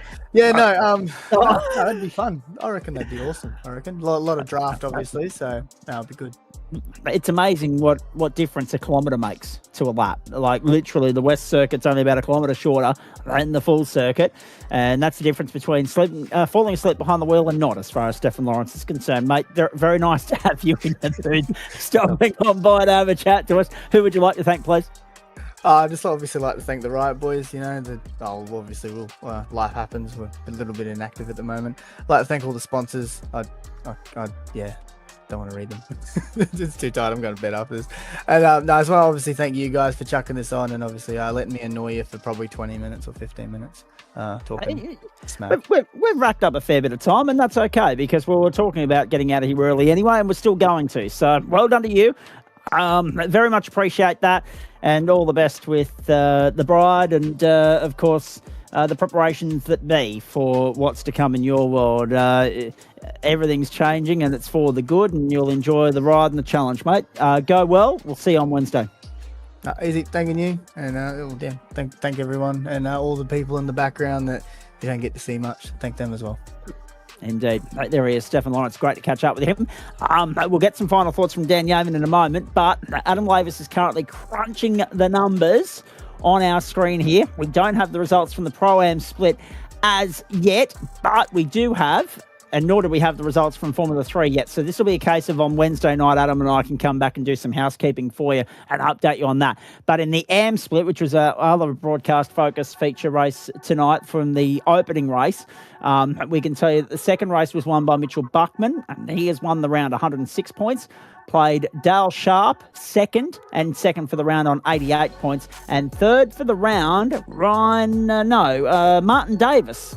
Only 15th in that feature race for Martin. Not sure what happened in the early part there, but he's come home in 15th and only banked 85 points for the night. So he has gone third for the round, but not able to make an appearance on the podium in the second race. In fact, no driver that was on the podium in the first race is featured on the podium in the second race. Second to Dale Sharp, first to Mitchell Buckman, third in all of that to Peter Foster, who finished 19th in the first race. So a totally different look on the podium, event to event there, race 1 to race 2 for the AM split, Dan Yeoman. Yeah, I'm just double checking to see here. We've got Buckman actually second and first, so he does end up. Oh, actually, yes. No, you're right. Very, yes. very strong night relative to, because yes, nearly everyone else. Yeah, you said there. Yeah. Where is our man who won race 1? Yeah, as you said there, Martin Davis. Davis down there. P1 to P15 in the feature. Edward Rowe, P3 to P16. But then it goes the other way too. Scott Wooden in the McLaren, after trying that wet tyre game and hanging on and having it just fall apart underneath him, goes from 17th and hangs on and goes to 4th place in race 2. So it's quite literally swings and roundabouts in both directions of the field. In some of the more extreme cases, other results I can see: Dale Sharp 8th place in race 1, holds on to 2nd place in race 2 there. So a good night for him for points 2 there in the AM split. So and the big talking point in all of that, mate, which we've overlooked to this point, have a look at Mitchell van der Ven. 10th in race 1, so relegated. And I just want to verify why that was. He's picked up a 10-second penalty. That's why, for avoidable contact. And then a DNF in race 2. So that has swung that championship firmly in favour of the McLaren Aussie Races pilot Dale Sharp, who now holds a 60-point advantage over Peter Dake. And Mitchell van der Ven is only 1 point clear of Alan McDonald, who is only 4 points clear of Luke Wegener. So 5 points covers 3 spots, 3rd, 4th and 5th, and 9 points covers 2nd through 5th at the moment. That is extraordinary. 4 different manufacturers in the top 5 right now. The only double up there being Porsche. 5 different teams as well. The first of the Mercs is 6th. And then again, you've still got 7 different manufacturers in that top 10. 308. Look at the three-way tie for 308. Buckman, Watson and Griffin. Watson, of course, picking up that penalty for his incident in race 1, the unsafe rejoin. So McLaren, Porsche, Lambo, Ford, Merc, Audi and Aston. 7 manufacturers in the top 10 right now. And only, what have we got there? 89 points, I want to say. 89? Yeah, 89 points covering 1st and 10th at the moment. But that is a huge advantage that Sharpie enjoys. 60 points, in fact, through 4 rounds of the season. So he's slowly but surely working himself into favouritism right now. Yeah, it's looking good at that point to have a 60-point margin. Yeah, drop rounds will do its thing in due course, and that might change the situation a little bit for these guys. But it's looking all pretty good there. So I'll zoom in a bit here. We can focus on the top 15 in the division at this stage. And yeah, I'd be curious to see how things play out in the next little while. Big win there for Mitchell Buckman, up 4 spots, and Al McDonald up 3, Ryder Dakin up 2. There's always winners and losers in a sprint racing night. We talk about that damage limitation all the time, and unfortunately for Mitchell van der Ven, this could well go down as a drop round for him. He's first of 2 in this season, so he's only got 1 round in which to fall back on going forward if he's to keep his title aspirations alive. And we've still got 3 sprint rounds to navigate our way through. Pro split, we can go and have a look at that now for you. Line ride honours tonight to Eli Donaldson, 101, played Richard Mitchum, 93, and 92 points for Rodney Gollan. Have a look at that. Well done, Rodney Gollan, with the 3rd and 4th. Again, we had, what have we got there? 1, 2, GT3. 4 different drivers pop up on the podium. 5 different drivers pop up on the podium tonight. The only double up being Eli Donaldson. Again, very similar to the AM split with a second and a first. A first and a 10th for Richard Mitchum. A third and a fourth for Rodney Gollan. A fifth and a second for Daniel Edmonds. A fourth and a sixth for Derek Fitzgerald. So he was there just outside on points, probably fifth for the night, behind Daniel Edmonds, 3 points the margin there. And if we go all the way down, Matty Dench, 15th and 3rd, by far and away his best result of the term so far. And Dench, Gollan, Edmonds, Donaldson and Mitchum, your 5 drivers that are stood on the podium tonight in Waste Options GT3 Pro. And the margin at the top is 6 points, Mitchum to Donaldson. So Mitchum clings on to the lead, but Donaldson's reeled him in. Another 8 points taken out of that advantage there. Daniel Edmonds drops further back. It's 38 points now by his own admission. He knows how tough it's going to be to stay with those two. And then forget about the rest, really. With no disrespect to them at all, Daniel Yeaman, that is a very significant buffer that the top 3 enjoy on the rest this early in the campaign. 101 points between first and fourth, and even then it's 73 points between third and fourth. It's a long road back for anybody. Dory missed the race tonight. Newen wasn't here. Piper wasn't here. That's a drop round burnt for them. Luke Page gets up into the top 10, and Derek Fitzgerald to 11th. Only 1 point covers 10th and 11th, and they're only 7 points off Daniel Piper at the moment. 11 points separate 6th and 8th. And Rodney Gollan is only 13 points clear of Jason Wilkinson in the battle for 5th right now. So, yes, there are some little tantalising battles at play there, but nothing at the top end to suggest that it's going to be between anyone other than those top 3, Mitchum, Donaldson and Edmonds, for line ride honours in 6 weeks' time.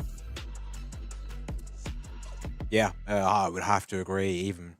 Even if it keeps saying drop rounds are still coming and everything to do with that at this point, the consistency the top 3 have been putting out for the most part as well just means that it's going to take them probably all taking 2 drops plus another round. I would expect would have to go beginning with the 0 point score for other drivers to settle you back in the mix as we get to the second half of the season.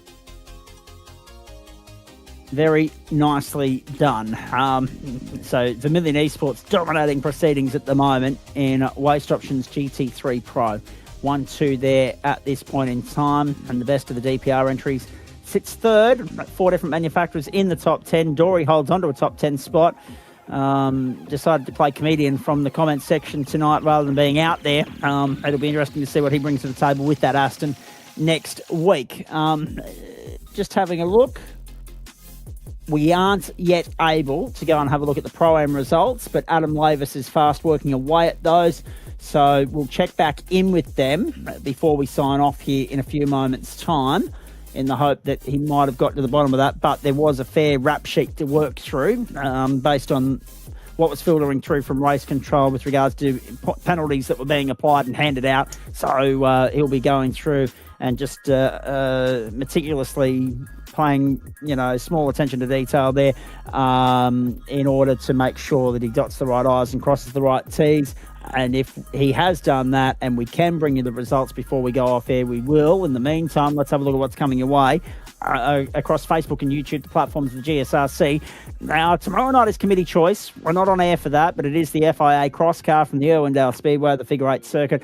Heats and feature racing there for you. The server opens 7 p.m. Eastern Standard Time. We hope that those of you that are turning up for the committee's choice races are enjoying what's being served up for you over the course of this term so far. Trialling something new and doing it on a Tuesday night, which is usually a quiet night for us here. And we'll wait and see what fills or occupies that slot next term after the committee's choice series has wrapped up its inaugural season. Wednesday night, Dan Yeaman out, Adam Lavis in, Zach Caban stays. 40 minutes the journey for both. The merch.tgsrci.com Toyota GR86 Challenge from Kota West. We stay there for the NASCAR configuration of the circuit for the Trophy AI Supercars. And again, 40 minutes the journey. We're on air 7:25 Eastern, racing 7:30 for the entree, the main course, kicking in from 8:45 Eastern Standard Time. That's 6:45 on the West Coast. And Of course, 10:45 in New Zealand. Thursday night, have a look at this, ladies and gentlemen. If you don't mind, this will be an absolute beauty. Formula V on the Formula E course of the Miami International Autodrome. The MIA Loop, you've already seen this configuration in play so far this term, or this year, I should say. We took some legend car racing there last term, and it didn't disappoint. It delivered. Magnificent drama, magnificent entertainment. So hopefully the Vs will do the same. There's potential for them to go to 5 wide down that back straight in parts, and we're looking forward to that immensely. Caller, please hold. We'll get to you very shortly. We've just had Sean Dorey drop in here very late in the piece. I'm not sure whether he wants to talk on air or off air, but we'll give him his opportunity to do some on-air stand-up if he wants it. The Formula V racing will be 10 minutes, 15 minutes and 15 minutes. Potential to go 5 wide there in certain parts of the circuit. They have delivered great entertainment so far this season. They did at Summit Point last week. They'll do so again this week, I'm sure. 7:25 Eastern Standard Time is when we'll bring all that to you. But it's a later finish than usual on Thursday night this week because the GSRC Porsche Cup heads to the Nordschleife, the Nürburgring combined course, the Green Hell, where we've just wrapped up there in the sim world, the official 24, the real world 24, not too far away. It is later this month. And in between, we go around there for 60 minutes of Porsche racing. They'll be hoping for far drier conditions than what they were dished up and had to contend with last time out. It was an absolute deluge. I'll be hoping for something much drier. We're bringing you the elite split. We'll have the results from the open split after the broadcast, and that is 60 minutes the journey, 8:45 Eastern Standard Time. Hope you can join us for that. Gentlemen's Endurance Championship Friday night, week 4 takes us to Spa. An enduro round, 105 minutes the journey. That equates to roughly 300 kilometres if it goes full distance. 8:30 p.m. Eastern Standard Time. Now, if we're live, we'll be on air at 8:25, but I've got bad news for everybody. I can't be with you this Friday night. I'm off to Warwick for some real-world motor racing this weekend, and therefore that will be in the hands of somebody else. If we are able to get a broadcast up and running there. It is, again, a case of being a skeletal unit at the moment, the broadcast set up here on the platforms of the GSRC, so we may be able to get on air, we may not. Unfortunately, yeah, there's nothing I can do about that. Can't be in 2 places at once. Friday night's wheel spin will determine the car of choice for Saturday night's Mountain Men over 32 laps or 200 kilometres from the Mount Panorama Circuit in Bathurst. That commences, the race at least commences 8 o'clock Eastern Standard Time on Saturday night. And then next week, we'll celebrate Mother's Day on Sunday. We'll come back Monday. We'll be ready to rock and roll from Sandown. Now, we don't have the Pro Split in focus next week. Instead, it's AM into Pro-Am, the second of back-to-back sprint rounds in that series, and we're looking forward to it immensely. From Sandown, 19 laps for the sprint, 32 for the feature. The AM split will be race 1. The Pro-Am split will be race 2. 8:25 p.m. Eastern Standard Time is when we're on air for that. It follows, of course, the latest round of the Waste Options Formula 3 Championship for Wings and Slicks, 30 minutes from Spa. And we're using the GP pits there, whereas we were using the Enduro pits for the endurance race on Friday night. 30 minutes the journey. We're live 7:25 Eastern, ready for a race start 7:30. So next Monday night promises not to disappoint. The second of consecutive back-to-back sprint rounds in GT3. And then, of course, we go back to single racing for a couple of weeks and then back into the sprint rounds for weeks 8 and 9. So looking forward to that. Now, before I introduce our comedian here, merch.tgsrci.com, Disruptive Labs, Flash Graphics, Trophy AI, and Waste Options. Couldn't do it without them. Massive thanks to them for their ongoing support of the platforms of the Gentleman Sim Racing Club. And, of course, if you want to get involved in anything that we do here, you can sign up via race.tgsrci.com. Or if you want to buy some merch from the merch store, merch.tgsrci.com or gsrcmerch.myshopify.com. Different addresses, takes you to the same place. Place an order. It's not too late to grab Mum something for Mother's Day.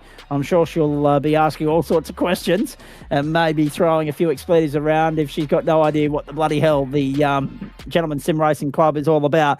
But if you want to get involved and become a part of the action out there, get in the thick of it, like Sean, like Thorn, like everybody else, yes, race.tgsrci.com is where you go for all the relevant information in how to do that. So, Sean Dorey, why weren't you out there this evening? Well, see, my computer decided to explode on me. No. Yeah, that was an interesting one. By the way, I am trying so hard not to mimic your guys' accent. So if I start going off the rails, just tell me to shut up, okay? Okay, so you've got a little bit of explaining to do here because we don't need you to mimic the accent at all, but there is a distinct accent there. Is it from the US, Canada, somewhere around there? Yeah, if you say US, I'm going to be offended, but at the same time, Canadians are just a little bit northern, and we're exactly the same, but we like to look down on them, right? I like it. So if you don't mind me asking, what time of the morning is it over there right now, please? Well, it's 5:30 in the morning, but okay. So you're on the West Coast. Oh, there you go. So you're quick with it. I like that. Yeah. Well, yeah. When you said 5, I was like, well, 5 and 17 is 22. We're currently at 10:30 Eastern, and you're at So I knew because it's 14 hours between here and the East Coast, where Formula One was this morning in Miami, and 17 hours for you. So interesting to get your thoughts on this because obviously to be a part of what we do here, we'll get back to the computer exploding in just a moment, the old technical issues of the sim world being the mechanical issues in the real world and vice versa, right? But to be a part of what we do here, that's a bloody early alarm for you. So the main thing is I work very weird hours. Basically So do I. Get off work around, depends on the day. Sometimes it's 9:30, sometimes it's 1 a.m. So Thorne pointed out to me, he's like, hey, you're basically Australian. You want to come join our league? And I went, yeah, I'm on those times anyways. I love it. So I guess that, and this is a great exclusive for us folks because we've been talking at length for a while now and with great pride about the way in which this little thing that we do has grown beyond these shores. Of course, it's been a Trans-Tasman thing for the longest time, but Richard Mitchum's been involved with that link from Singapore, our favourite British expat. Jonas Deggan, of course, you see him flying the Japanese flag. Sean Bonici's been flying the US flag for a while now, and now Sean's here with the Canadian flag. So what was how did this all come about? How did you find out about the GSRC and what was your in to getting involved? So yeah, I kind of already said it there, but I started playing games a long time ago with some Australian guy, Dwayne Whitmore. Then he decided, hey, we got to join a race. We got to get into racing. So then we got into racing. I never thought it would catch on. And then from there, we joined a race team. And then from the race team, we kind of branched out and we met Thorne. And I became the honorary Australian. And yeah, when I'm in another Discord, I do not speak like this at all. I try to be as Australian as possible. Our toilets flush up, everything, right? It's crazy. But so basically that's what happened. And they realized that I'm on really weird times. So they couldn't figure out where I was from in the world. They're like, you have a Canadian flag, but you're on, like, what is wrong with you? You never go to sleep. And I'm like, oh no, I'm literally one of you guys. I've been battling, and I don't mind disclosing this because I said it earlier in the day and Dale Sharp saw it and commented on it. I've been battling a bout of insomnia at the moment, so I've been on a weird sort of time clock as well, mate. Full disclosure for everybody at home, I woke up Friday morning at midday-ish, 11 a.m., 11:30 midday-ish, got up, got myself going, did not feel tired, did not fall asleep until 11 o'clock Saturday night. So what's that, about 36 hours later? And then slept beautifully the last 2 nights and probably slept too long again, and my body clock's back out of whack. Just when I thought that doing the all-nighter and burning the candle at both ends and pushing through, trying to get that second wind and trying to go to sleep at an early time to put myself back in rhythm would actually work. It bloody well didn't, because I was up as wide as awake as anyone this morning watching Formula One at 3 a.m. Eastern Standard Time. So, I'm right there with you at the moment. I can relate to the weird hours and everything else. So where'd the comedy come into your to the equation here? Obviously, there's a side hustle to the sim racing, and then there's the comedy filtering in behind that. Let's see, when you're born, you're dumb, and then you start to learn things about yourself, and then you realize that nobody cares. So you just go back to the dumbness at the end, and I just plateaued back down to where I started. Oh dear. And because this is a rarity for us, mate, I've got to wrap it up shortly because my dear colleague here has probably got an early alarm tomorrow morning. Not that we had a pre-broadcast discussion about that, but I do have to get out of here very shortly. Before I do, can I ask you this? GT3, obviously, you've chosen the Aston Martin. How are you finding that so far? And how are you feeling about the rest of the season when you can get your computer repaired? So here's the thing. I'm so happy it's not a pick and stick. Because if it was a pick and stick and I was stuck in the Aston, I would be so pissed. Right? Like, No. I would just be so angry. But because it's not a pick and stick, then I'm okay. I'm going to go abuse the Porsche like everybody else, and I'm going to be happy with my life. Oh dear. Just realise right now, ladies and gentlemen, the extremity of piss taking that's being done by Sean at this point. Although let's be honest, right? So obviously graduate from the Pro-Am split into the Pro split after round one, second on debut in the Pro split, then sixth. It can't be that bad. I got a bone to pick with you, and I'm going to be really quick because you guys do have to go. First of all, you volunteered me to do Sandown. I was going to drop week up, and now I got to be there because you told everybody I was going to be there. So now it gets But second of all, this is where I'm going to get pissed at you. You were glazing the hell out of Harrison. I was on the same camera right behind him, and you're like, this guy came from Pro-Am to Pro, and he's doing. I was right behind him, and he didn't say a goddamn thing about. I don't care. Can we straighten up for a moment? I would argue as well. So, how quickly? Because this will determine whether you can be at Sandown or not, right? I did nominate you for Sandown. I said you've absolutely got to be there. I would stress that you probably need to be there more now because you've missed tonight. Can you get the computer repair work done and turn it all around in time to get yourself onto the grid for next Monday night or not? So it's actually up and going right now. The problem was we didn't think we'd get all the parts. All I needed was a motherboard. Funny thing is, I was trying to figure out what's been going on because ever since I made this computer, you spend $5,000 on the computer and you think you're good, and things start going wrong very slowly. And I don't mind that. It doesn't bother me at all. Except when you don't know what the problem is. I'm not going to buy a brand new computer just to try to figure it out, right?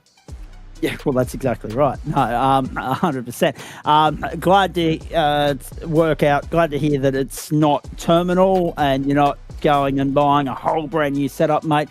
Obviously disappointing to see that you missed Brands Hatch tonight, but we do look forward to seeing what you bring to the table at Sandown. And, of course, then Sebring, Circuit de Magny-Cours, St. Petersburg, Red Bull, and Circuit de la Sarthe. Hopefully we'll get a Canadian round in there for some point, maybe term 3. Yeah, we'll see. My performances have been going worse and worse. I was so good when I moved up to Pro. I got second place. And then the next race I got 6th. So I'm going to see how low down I can go. We'll end up in last place eventually. Gilles Villeneuve would be all right, but I'll tell you what, Daniel Yeaman, just for fun, because it throws up such great sprint racing whenever we take the smaller cars there. GT3 and Motorsport, I'm all for it. I mean, look, IMSA races there. Exactly. All I can say to that, I think, is a case of that. Whilst it's a track, it's probably a bit like Brands Hatch here, where it's like it's going to be, it becomes hard to get passes done and the like, and you really are relying a lot on execution from everyone to be able to find the errors to make things stick. It would have some potential, I think. No, Sean Bonici's still tuning in from Alaska, and he's vetoed Motorsport immediately. Canadian Tire Motorsport Park, of course, as it's now known, ladies and gentlemen, more politically correctly. Sean, you've been great with your time, mate. It was a nice surprise to have you stop by here for a chat. Enjoy the rest of your Monday over there. Of course, it's only about 5:45 in the morning, so you've still got 18 hours of the day to get through. We're about to wrap ours up. Hopefully we're chatting to you because for far better reasons, because you've got yourself onto the podium and taking the fight to everybody else beautifully as the season goes on, mate, and hopefully that's the last of your tech issues as far as this term is concerned as well. Yeah, we should be good from now on. I just came in here to give you shit for nominating me or volunteering me to come do Sandown, but you know what? I'll be there. I'll do it. And we look forward to it as well. Very nicely done. Gonna need to add country flags back onto my overlays soon, says Luke King. Hey, it wouldn't be a bad thing. It's a good problem to have. We've got plenty of great members from both sides of the pond. We've got Jason Wilkinson's got the British flag next to him. Daniel Evans has got the Hungarian flag. Richard Mitchum, of course, flying the Singapore flag, but he's a British expat.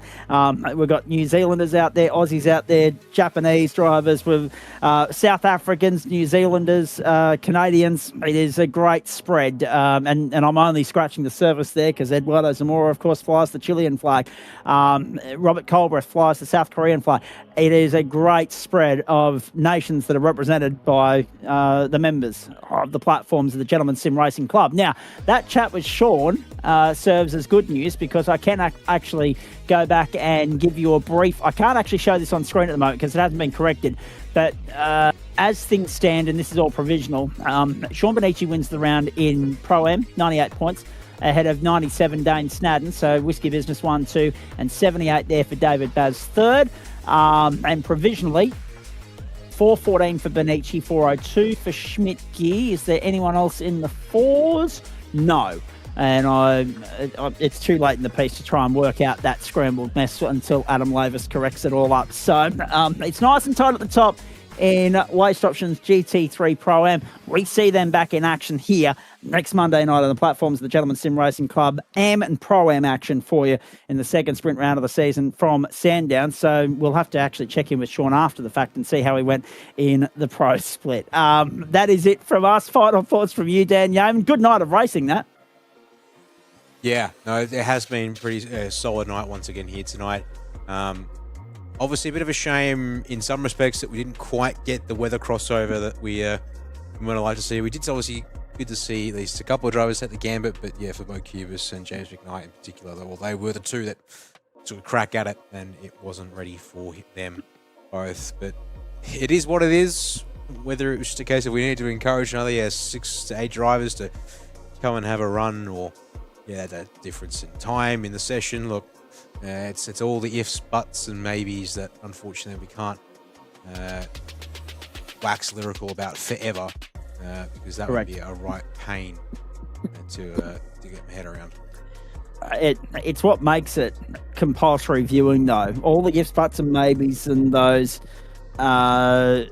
uncertainties, and nothing certain. There's no guarantees in this caper, but it's all those little 1%ers that add to the narrative that make this the show that it is. That basically means that it's compulsory viewing here, must-watch entertainment, appointment box office stuff on a Monday night. Brands Hatch can throw up some good stuff. It can throw up some utter, mundane and processional sort of crap as well. But tonight, right there, top shelf stuff from first until last. I thought the AM split was great. The Pro split didn't disappoint. Great fight back from Eli Donaldson. Good recovery from Richard Mitchum. And that championship battle is well and truly alive. Thank you to Dan Yeaman deputising for Adam Lavis once more. Thank you to Adam Lavis for deputising on Wednesday in advance for Daniel Yeaman. It's a nice little bit of musical chairs those two have done for us so far this term in order to ensure that we can be with you Monday, Wednesday and Thursday and live here across Facebook and YouTube. Matty Schmidt and Andrew Neil will do their bat and change again on Thursday night after Neely was away for work this last week as well. So normal programming throughout the course of Term 2 on the platforms of the Gentleman Sim Racing Club. Great night of racing that. We enjoyed it. We hope you did as well. We will update you on the point standings in both GT3 Pro-Am properly, officially on Wednesday night. And so too, Waste Options Formula 3, because that is still on the desk of paperwork of things to do for Adam Lavis tonight. So we're not going to get to that. We are done. We've stayed a little bit later than we probably planned to, but it was nice to actually touch base with Sean and get his take on things and catch up with Stefan Lawrence as well. On behalf of Daniel Yeaman and all the broadcast commentary and production team here, if you're a Premier League fan, it's the bank holiday in the United Kingdom, so you can turn Stan on in about an hour's time and watch Chelsea in action. The first of 2 matches overnight, but at least that one's at a sort of friendly hour, particularly for those of you on the West Coast. And of course, tomorrow morning, there's another match at about 5 a.m. Eastern as well. But more than that, if you're a two-wheel fan, not too far from Brands Hatch is Alton Park, and the British Superbike Championships in action there on the public holiday Monday in the United Kingdom as well. You can see that on Fox Sports right around Australia on KO or Foxtel. So still plenty of great sport to get through on a massive Monday night. That is it from us. We're done. On behalf of Dan Yeaman and all the broadcast commentary and production team here, I'm Zach Caban. Until we see you on Wednesday evening for the Tin Top doubleheader from Kota, it's bye for now.